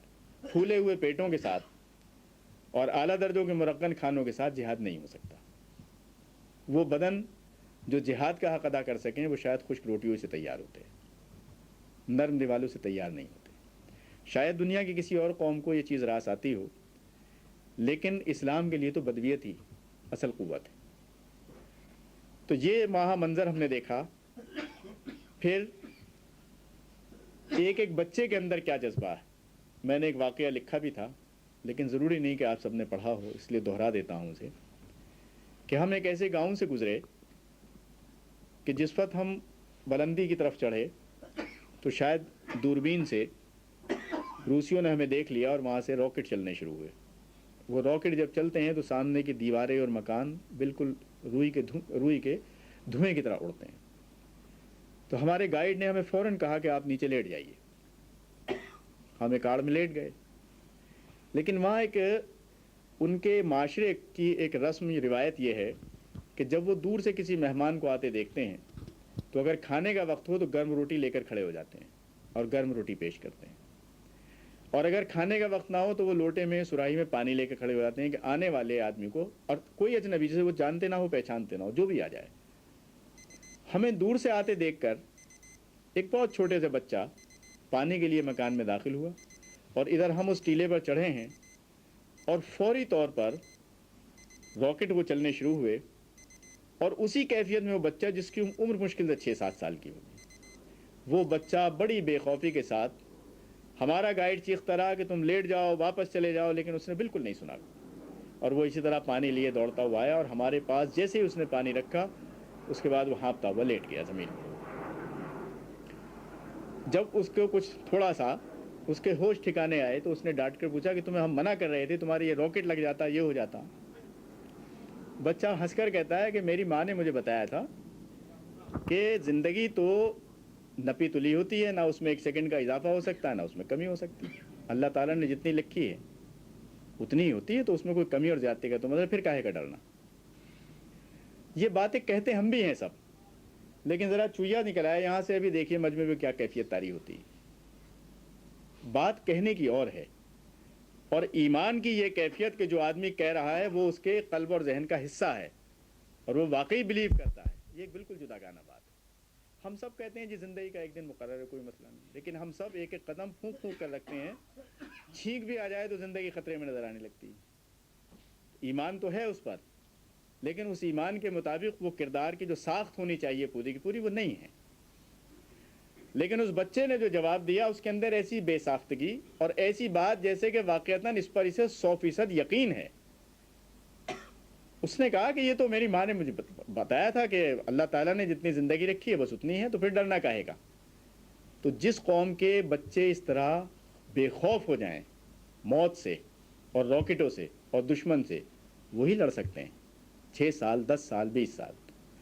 اس لیے ان افغانوں کی جو جنگ ہے، واقعہ یہ ہے کہ یہ کسی لحاظ سے بھی جہاں تک ایک مجاہدانہ کردار کی ضرورت ہے وہ تو ان کے پاس ہے، لیکن جو وسائل انہیں درکار ہیں، میں تو کہتا ہوں کہ اگر پوری مسلم دنیا میں کام کرنے والا مزدور اور تاجر صرف یہ طے کر لے کہ ایک دن کی پوری آمدنی افغان مجاہدین کے حوالے کرنی ہے، تو آج وہاں اسلحہ کے ڈھیر لگ جائیں۔ کس کو فرصت رکھی ہے؟ ہم سمجھ رہے ہیں وہاں ایک جنگ ہو رہی ہے، ہمارا اس سے کیا واسطہ؟ اللہ تعالیٰ نے اس امت کو ایک امت قرار دیا تھا، انڈونیشیا میں رہنے والا اور مراکش میں رہنے والا ایک دوسرے کا بھائی، اور ملک کے لیے نہیں کہا تھا، دبئی کے لیے اور پاکستان کے لیے نہیں کہا تھا، یہ کہا تھا کہ تم ایک امت ہو، تم مسلمان ہو، اور تم ایک جسم کی مانند ہو کہ جس کے ایک عضو کو اگر کوئی تکلیف محسوس ہو تو پورا جسم اسے محسوس کرتا ہے۔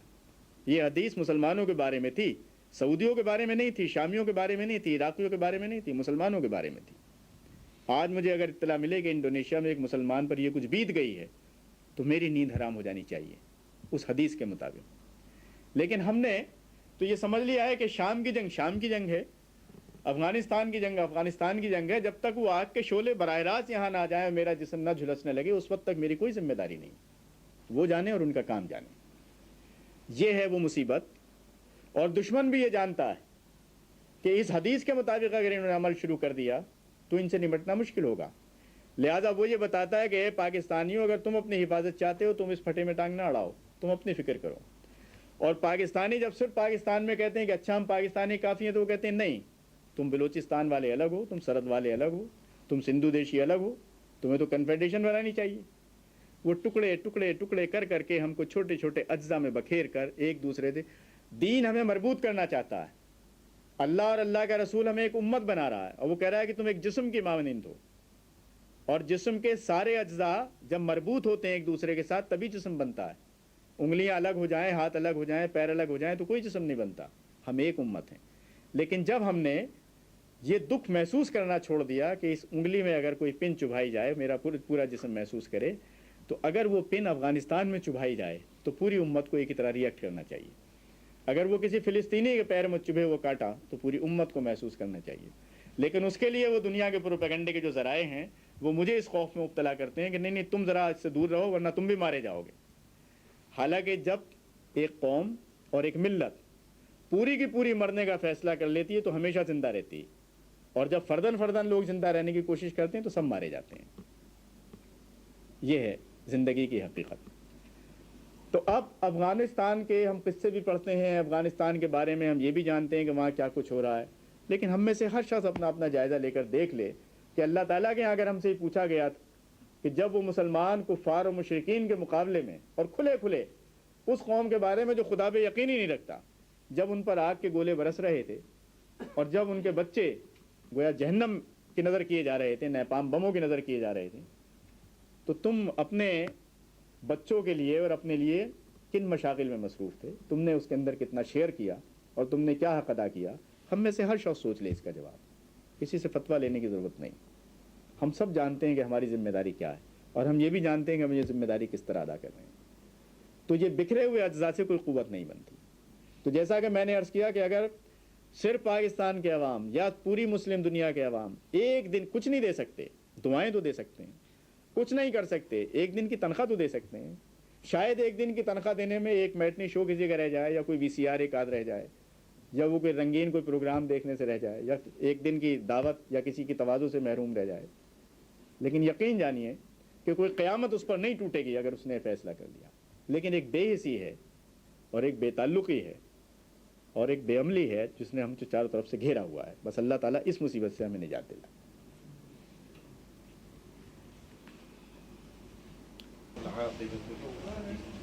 الصلاة والسلام على أشرف الأنبياء والمرسلين محمد وآله وأصحابه وأزواجه وذرياته وأهل بيته أجمعين. اللهم ربنا تقبل منا ما كان صالحا وتجاوز عنا ما كان فاسدا. اللهم إنا نسألك الهدى والتقى والعفاف والغنى. اللهم ألف بين قلوب المسلمين. اللهم ألف بين قلوب المسلمين. اللهم وفق المسلمين لما تحب وترضى واجعل آخرتهم خيرا من الأولى. اللهم وفق ولاة أمور المسلمين لما تحب وترضى. اللهم وفقهم ما تحب وترضى. اللهم وفقهم ما تحب وترضى واجعل آخرتهم خيرا من الأولى. اللهم انصر المسلمين. اللهم انصر المسلمين. اللهم انصر المجاهدين في مشارق الأرض ومغاربها. اللهم انصرهم من عندك نصرا عزيزا يا خير الناصرين. اللهم انصر المسلمين. اللهم انصر المسلمين. اللهم انصر المسلمين. اللهم اغذل الكفرة والمشركين واليهود والنصارى والمجوس والشيوعيين وكل من أعداء الدين. اللهم شتت شملهم ومزق جمعهم وخالف بين كلمتهم ودمر ديارهم وخرب بيوتهم وزلزل أقدامهم وأنزل بهم بأسك الذي لا ترده عن القوم المجرمين. اللهم إنك تقدر على كل شيء. اللهم إنك تقدر على كل شيء ولا نقدر على شيء. فخذهم أخذ عزيز مقتدر. فخذهم أخذ عزيز مقتدر. فخذهم أخذ عزيز مقتدر. اللهم اشفنا واشف مرضانا واشف مرضى المسلمين جميعا. اللهم اشفهم شفاء كاملا دائما مستمرا. اللهم اغفر لنا ولوالدينا ولجميع المؤمنين والمؤمنات الأحياء منهم والأموات برحمتك يا أرحم الراحمين. ربنا تقبل منا إنك أنت السميع العليم وتب علينا إنك أنت التواب الرحيم. سبحان ربك رب العزة عما يصفون والسلام على المرسلين.